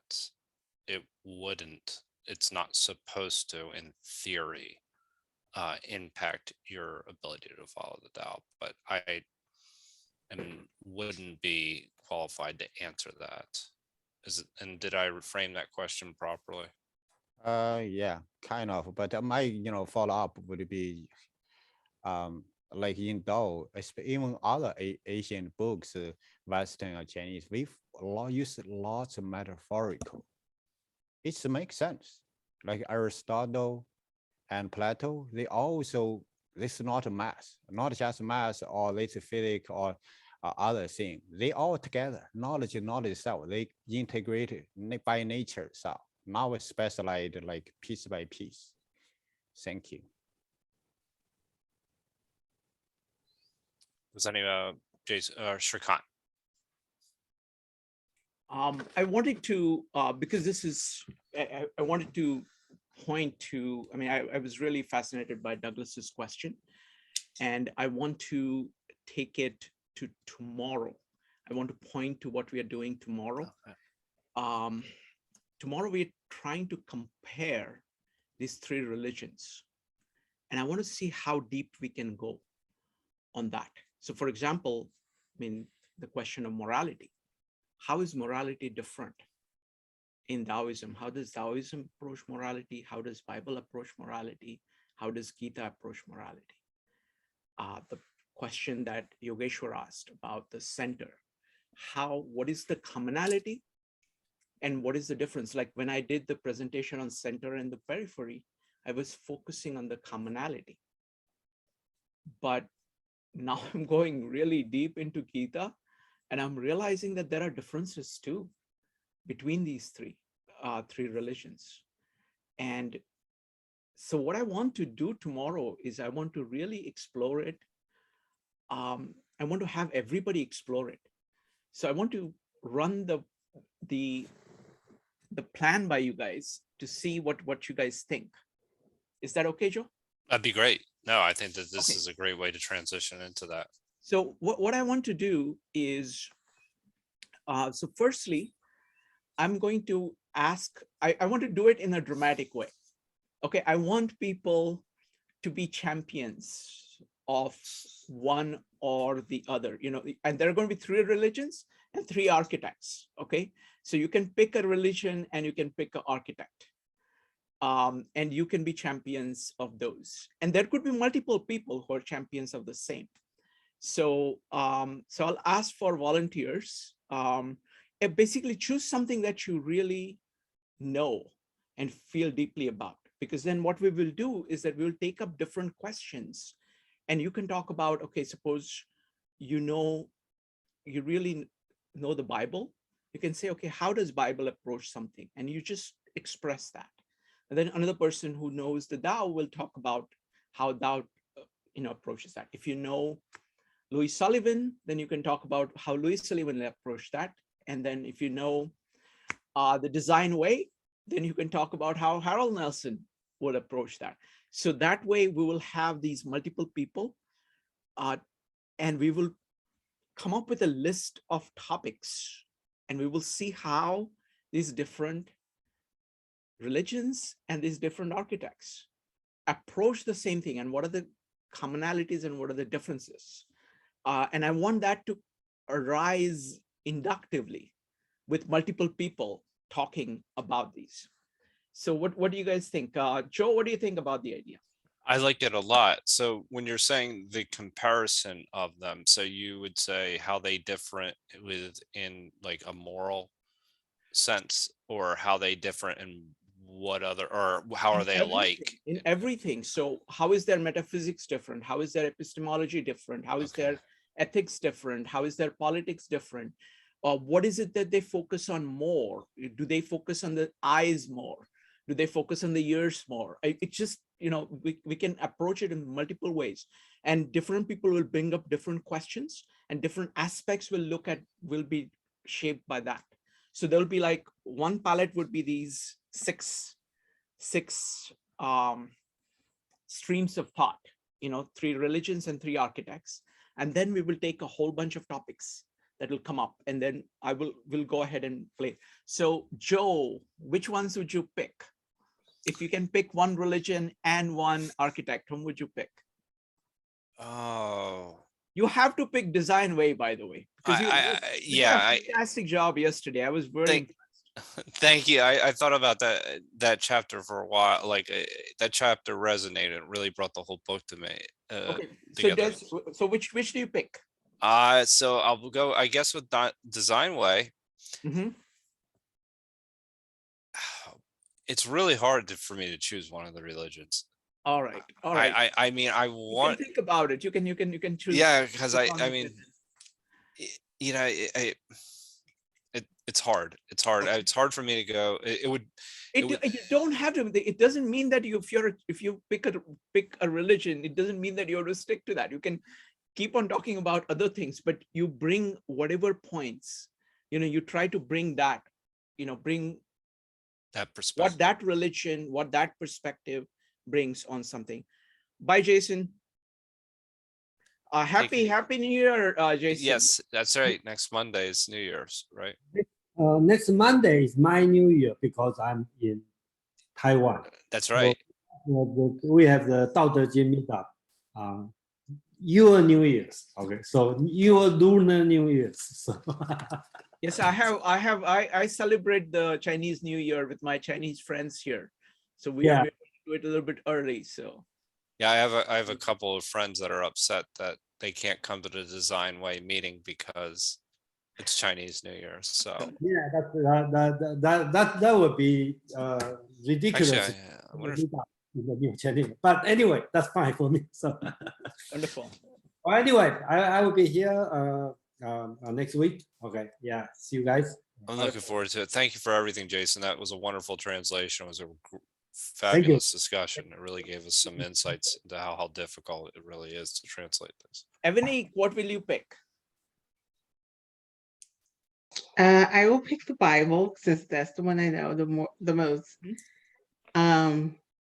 As far as architect, Louis Sullivan, because Yeah. that's the one I'm most familiar with. Sounds good. Sounds good. Anybody else would like to pick anything? This is going to be tomorrow at 9 p.m. If anybody would like to pick anything, you're welcome to think about it, and we can go ahead and have a discussion. So that's tomorrow. On Thursday, we are going to be talking about the devil. This is I think it's chapter 6 we are doing. And it's just this is the commentary of Aquinas on the devil and what's sin and what's the nature of sin. So that's going to be a very deep topic. And then on Friday, we are going through Gita. I'm very, very excited about Gita. I've been going through this Jnaneshwari, which is a commentary on Gita. It's 35 hours, and I'm almost like 27 hours into it. I don't know how I've done it, but I've been listening to it for 27 hours in the last 3 days or 4 days, something like that.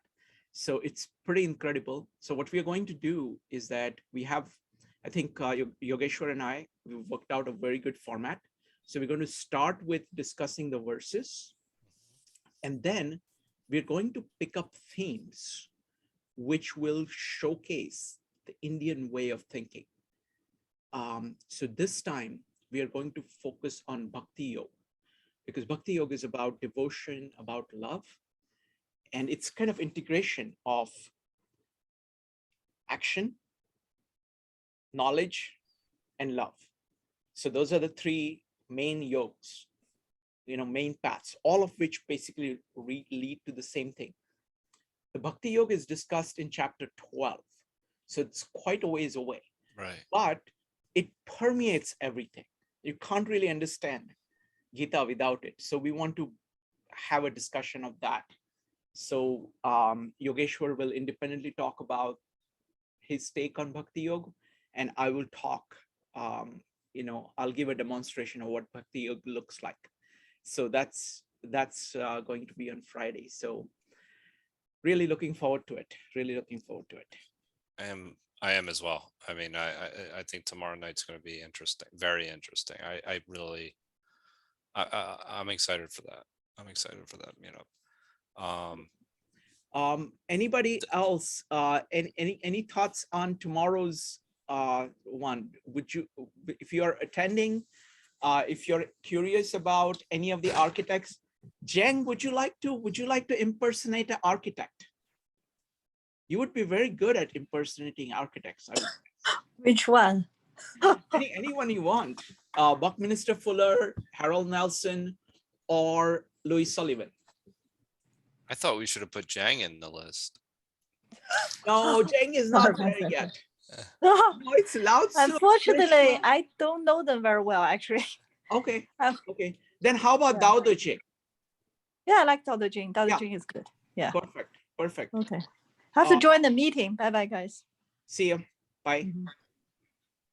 All right. And I might tend towards Bible if James taking it. Sure. So. I'll take Gita and Louis Sullivan, and we will find somebody for it. I think the only missing part, I'm sure there are going to be people who know Dao De Jing very well. And I think all of us have got a very good sense of I can have a Dao De Jing part. Oh yes, of course, Yeah, Kevin. yeah. But I want to see a subject. I'm not sure. I always try to use the math. See, but I'm not good on the math, but use math or computer science. architecture, you connect. You can use the math literally, kind of interpret laws, belief, religion, the things. That's very tough. I mean, it's yeah. Usually it leads to completely wrong results because you're yeah, not tomorrow and in one day I'm going to give you a thought. Yeah, no, that's it's very tough. I mean, because you have to be at least Newton's level in mathematics in order to do that minimum. May not be Gauss, but at least Newton's level. Yeah, Srilanka, if you think I don't know math. I don't know math. I'm not. No, I mean, even use simple math, it didn't add up. Or what we pursue, what we learn, what practice. No. I mean, look, in order to do this, you need something like at least calculus, right? Where you are able to kind of it's you need group theory, you need calculus, you need stuff like that, and you need to be able to kind of apply it very fluidly. I'll give one simple example. Let's no. Let's not go into that because it will be off topic. But so Dao De Jing. So you take Dao De Jing. Yogeshwar, are you planning to be there tomorrow? He's not here. Yes, actually, I'm not really aware of the architects. Sure, that you're talking about. That's but fine. I would like to attend tomorrow for Gita.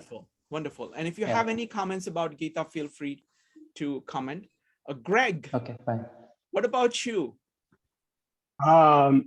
If you want to talk about math, maybe you should talk about Patanjali. Patanjali, I have not read Patanjali.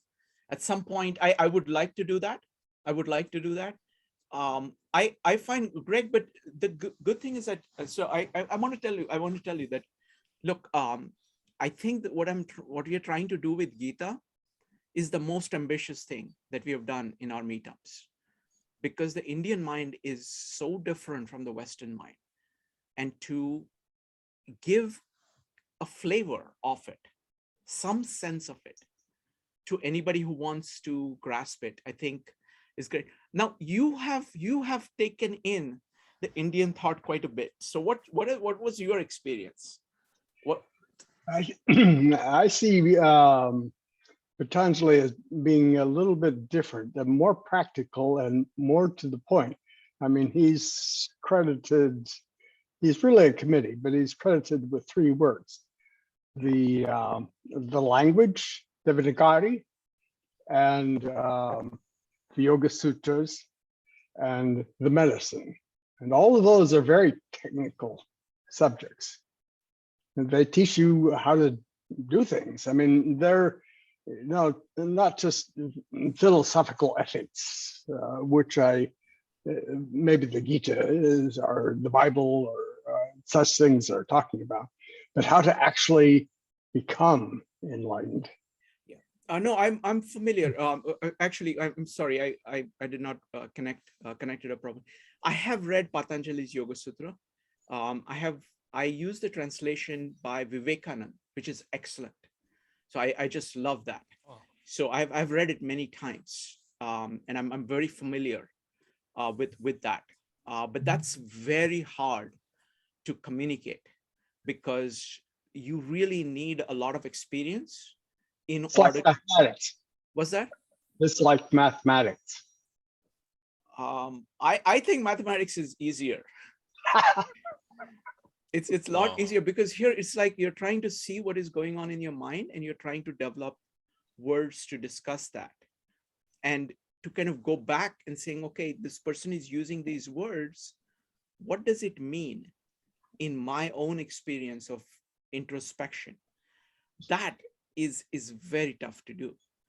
Now, there are a lot of glosses on the Yoga Sutras, and the glosses can be very informative. I mean, glosses go on for books and books and books, one gloss. Yeah. No, we will do that, but I want to, what my strategy is to start with Gita, because it is so large. It is so vast. It covers so much of Indian philosophy, and so all the yogas, Bhakti-Yoga, it'll take Jnana Yoga. It will touch on it will touch on, Dhyan Yoga, Raja Yoga. It will do all of these things, and it tries to show you the connections between that. So it's the most integrative and most concise work. So I think it's a great introduction. Well, it's pointing at the moon, but it's not saying how to get to the moon. It's like Zen Buddhism is, you just sit, and that's how you do it. I mean, that's an interpretation of part of Buddhism and so on. But in the same way, it's, a practical application. Yeah, I mean, the way I see it is that Gita is telling you it's like a compendium of many different ways. It is showing you, you can go to it through work by being a moral person and acting morally and being contemplative while you're acting morally is one way of doing that. Another way of doing that is to try to understand your own nature. So, through the path of understanding, through the path of knowledge. Another way of doing that is truly loving God. And through the love, discovering that. Another way is to pay attention to what is going on in your mind. All these are multiple ways. They're not fully explicated, like some of the works like Patanjali would take one of these and fully explicate them. But the beauty of it is that it shows you these multiple ways. And that's why I find it to be a very powerful starting point in understanding. I wouldn't say it's multiple ways. I would, Patanjali Yoga is really Raja Yoga, which is the combination of all three yogas, the Karma Yoga, the Bhakti-Yoga, and Jnana Yoga. It's all in there. Yes. I mean, yes, it is. But I'm looking at both. I'm familiar with both now, but I think I want to start with Gita because it is so vast, and for a person who is not familiar. So, Greg, look at it. I get your point. You're saying, look, I want the technology. I just don't want to say that that's where you need to go. I want a ladder. Give me a ladder. Okay, I appreciate that, but I think you first need to know the moon. You need to know the lay of the land. And I think Gita does, and it shows a little bit of the ladder too. So it gives a lot of things. So that's what I like about it. So Greg, how long have you been studying Indian philosophy? 3 or 4 decades. Wonderful. Oh wow. What are your favorite? I mean, what have been like? Why? How did you get into it? And what has kept you going?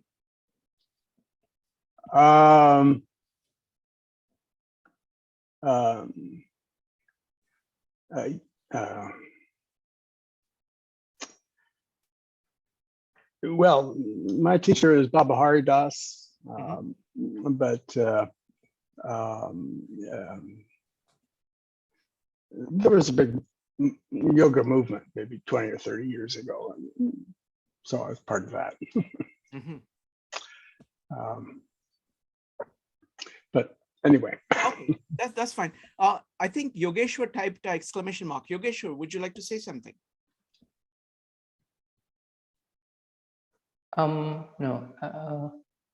That was actually, I think, before, like a long time ago. Okay, like, okay, all right. Yeah, a long time ago when I had read it. Then I talked about Gita after that I would be in the Gita. Yeah. Yes, wonderful, wonderful. All right, folks. So this is great. Can I ask a question? Yes, Douglas, go ahead.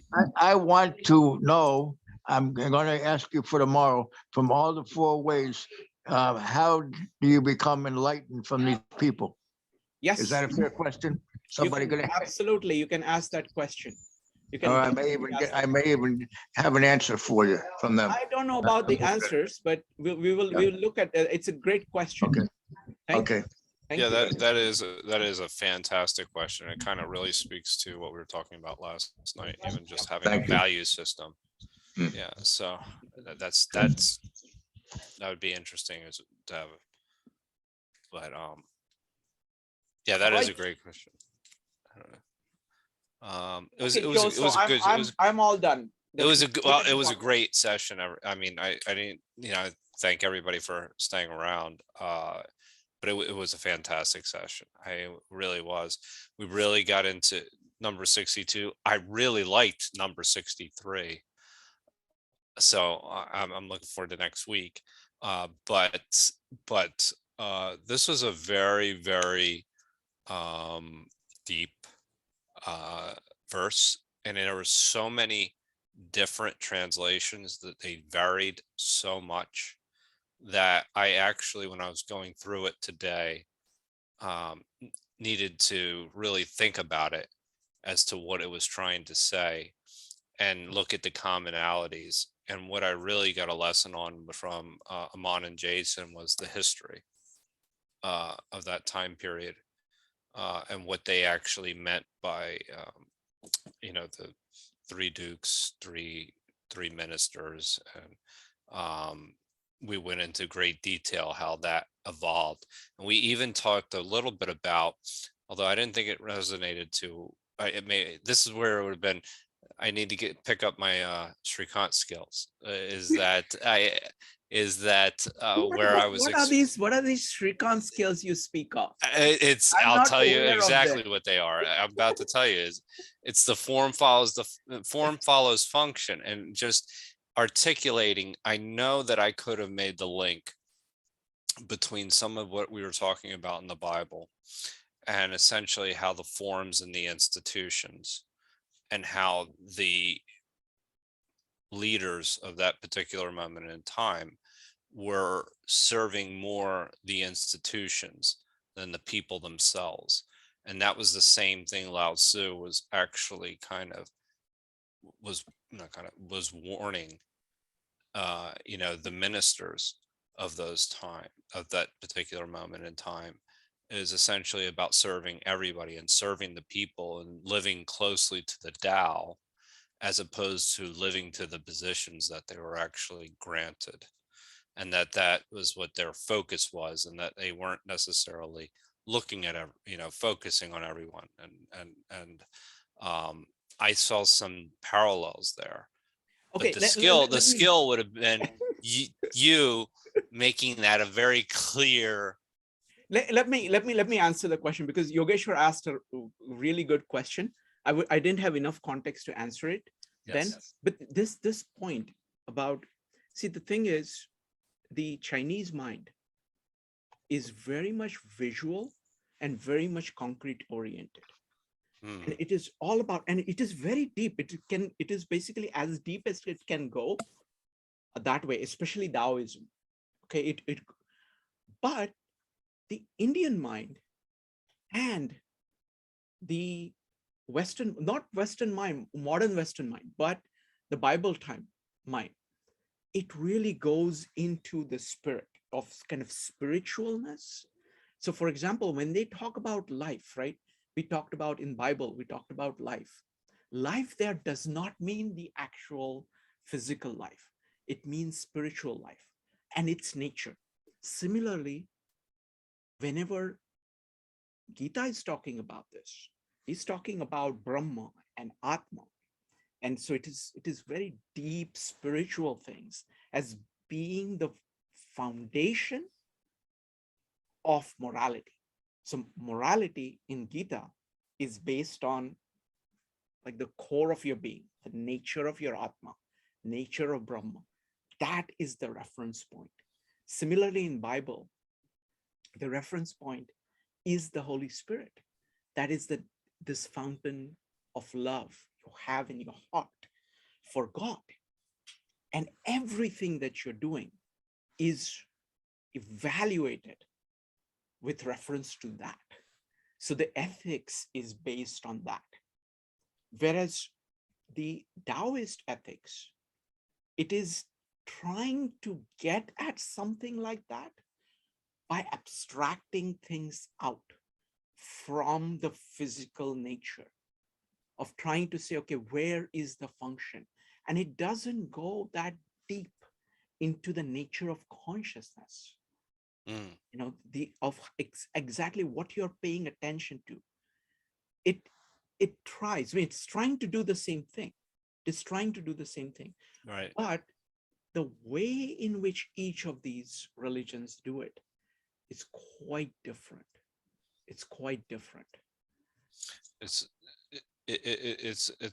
I'm starting to see the differences, and differences culturally, and actually with the way you just explained that to me was very, very helpful.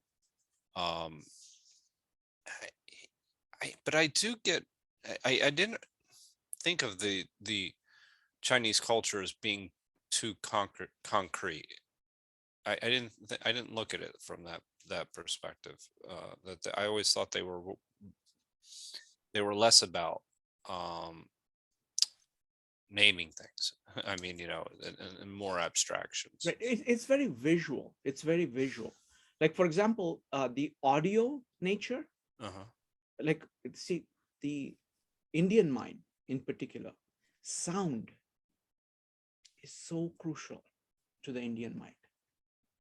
Like the Om, right? And that is considered to be Brahma, the sound. And now sound is very powerful psychologically. It has very different results in you than vision. So there is a difference between, you know, how sound affects you. Oh, absolutely. How light affects you. So, and that leads to very profound things. So, I mean, the biggest difference that I see is the word, right? Like, I'll say three things. So, for example, the Lao Tzu is very skeptical about words. Right. Okay, so that's one thing. Jesus and Bible, it says this is the word. It's a fixed word. This is the word of God. Here are the answers. Believe in them.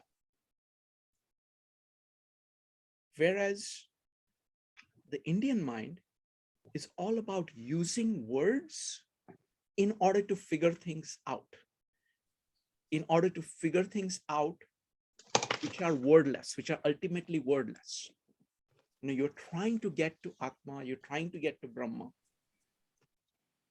and you're doing it using words. So there is a profound respect for people asking questions, having kind of multiple, like I was reading Vivekananda, and he's saying, look, all of these different, you know, Dvaita, Advaita, all of them are different stages of development. And so it is very open.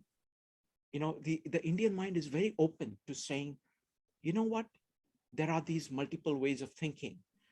You figure out which you think is right. That's very different from saying that this is the word. Believe in it. So that there is very different, you know, the approach to word in these three cultures is quite different from each other. A very important point there that just kind of clicked, and I got to figure out a place to write this down before I lose it, is that, you know, the idea of how Indian culture uses words to figure things out, that's internal, right? So that your experience is internal and you're experiencing the world and you're trying to figure it out. Whereas in Christianity, the word is the truth, which is a very different way of experiencing the world itself. Because when the word is the truth, then that would be, that explains the difference between seeing the God in you and everyone else, as opposed to seeing a relationship with God externally. Like, so having this, you still have a relationship with God and everybody's a child of God, but they're children of God.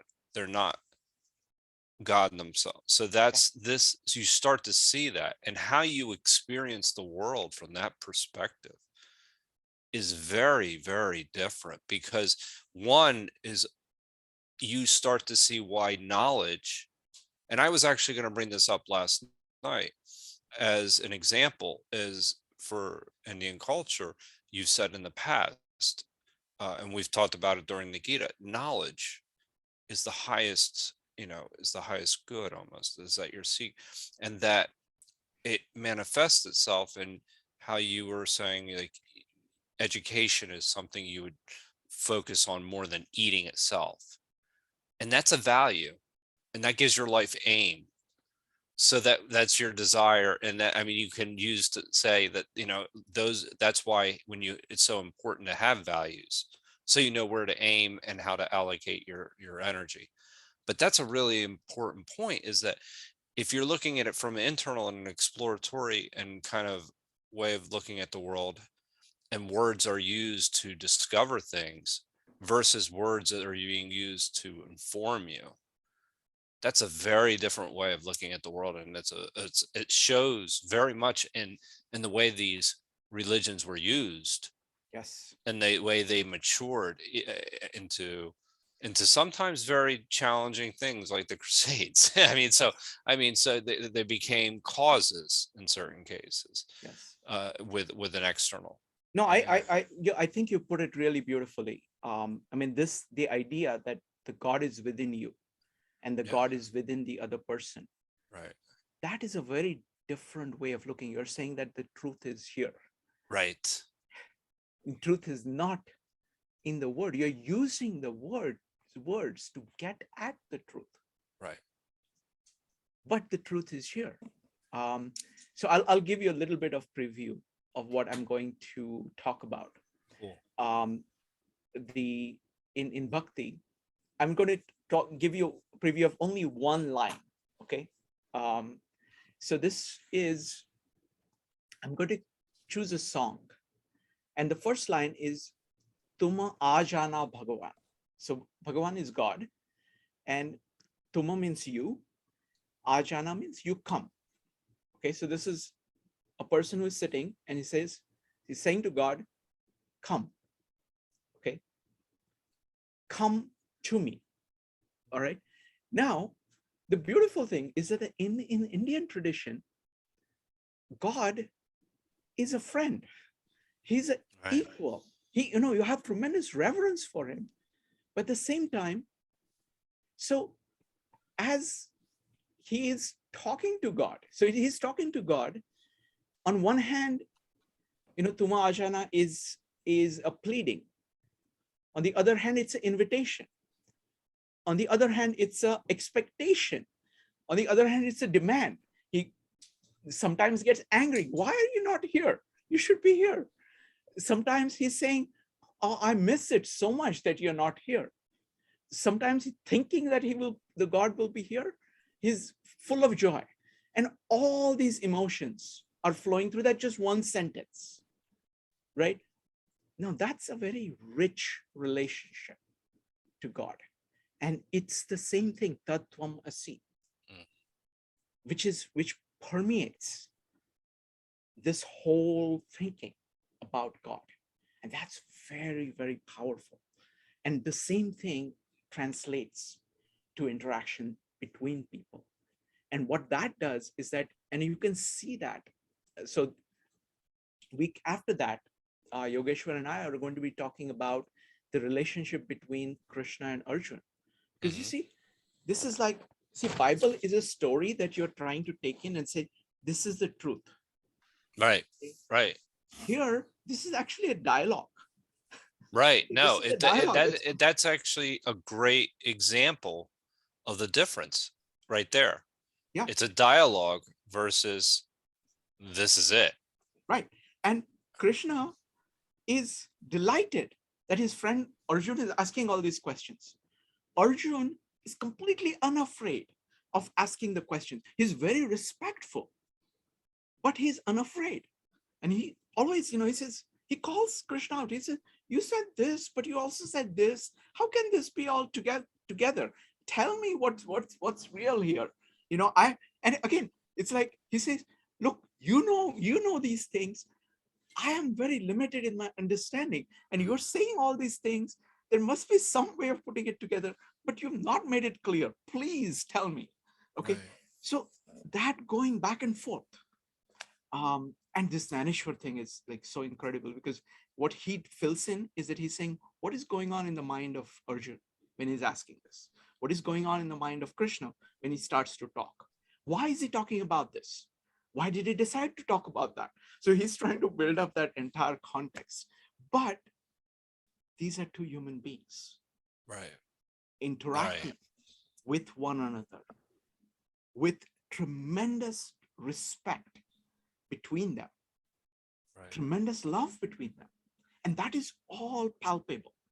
The fact that one knows more than the other is not something that it doesn't change the dignity. It doesn't change the fact that the other person has a soul. So that view fully implemented. Now, the interesting thing is that Bible actually has the same idea. I was just thinking that it does have that. It has the same idea. Yeah, okay? It does. But this is, I think, far more flexible. And it goes, and it's like, it's a system where you can take in and you can say, look, I know this, I'm able to do this, so I will do this, and I will take this path. And so I don't know. I'm just so incredibly enthused with Gita, especially with the Naneshwar stuff. That Yogeshwar has added quite a bit, just 52 living ideas. Absolutely. Not just I mean Gita, obviously, but just 52 living ideas. Yeah, yeah. And what is happening is that I think it's a good working. I love working with Yogeshwar because he knows a lot, but at the same time, he has the right approach of being a learner. Okay, so it's like and the thing is, what we are trying to do is that we are trying to get at the real Gita, okay, real core of the ideas. That's the same thing we're doing with Bible, right? Like compared to most Bible studies, we are actually trying to look at what the Bible is saying. The same thing we're doing with Gita. And that Yogeshwar is able to do so well, okay? Now, the other part of it is that you have to make it accessible to everybody, okay? And that is genuinely hard because it is like bridging these two things. That's hard. That is hard. And so that's the most challenging thing. So that's why I think these Gita meetups are going to produce lasting value, not just for the Western audience, but I'm sure for the Indian audience too, because what happens is that just like in the West, all of this gets ritualized. So people really, just like most people who are familiar with Bible, who are very religious, never really dive into the Bible to see what is it actually saying. No. And when you do that with somebody like Aquinas, right, you can see what is there. So I'm hoping that it does something like that for many Indians as well. And so that's very exciting. I'll tell you, it's been a journey. I think it's been a journey for everyone, but I think that you really did finally find the right combination for Gita. Yeah. No, I struggled quite a bit because it is genuinely hard, because it was very hard. Both these things, right, is that I want it to be accessible to people more than anything else. I want to make, because that's the whole purpose of doing these meetups, right? To the audience is the ultimate thing. I want people to actually understand. All right, folks. So this is great. Thank you. I'm looking forward to seeing you. Thank you. No, I mean, this was a fun set. This was a lot of fun tonight. I always have fun on Tuesday, but this one was actually even more than usual. Is a little bit more fun. That's because you have a very good moderator, That's right. I was, I was taken back by him this evening. So I was really, I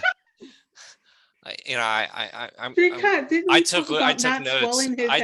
I took Oh, notes on him. okay. I thought we talked about this. You We can were bring me. not swallowing Joe's head. Sorry. You Sorry, can always Ebony. you can always bring me back down to earth. Believe me, it's not that hard. No. He is so modest. You know, I know.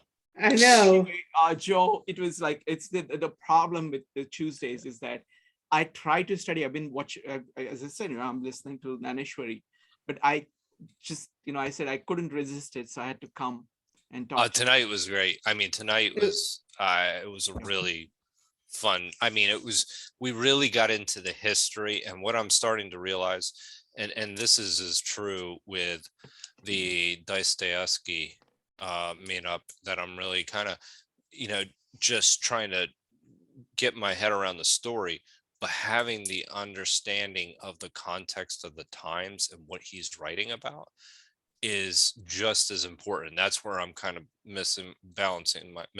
trying to find the balance of how much time do you put into the history of that time period in order to understand the story fully, versus actually just reading the story. Wonderful. I don't know about Dostoevsky, but for the Tao, because I'm not in the Dostoevsky meetup, but in the Tao, it's great. I think knowing the history is great. And I think, Joe, you do a great job of, allowing people to contribute to the history of it. We're lucky. Yeah. And I think the way you make it flow without worrying about, are we going to get to that next chapter? It's like, you just let it happen. So I really wanted to get to 62 though. I like it so much. Ebony, or 63. Didn't you want to weren't you warning about spelling? Yes. All right. That's right. I Thank you. forgot my own rule. Yeah, you just need to credit. That's all right. You can text me some criticisms. I will. All right. Good night, folks. All right, good night. Good night. Great job. Yeah, thanks.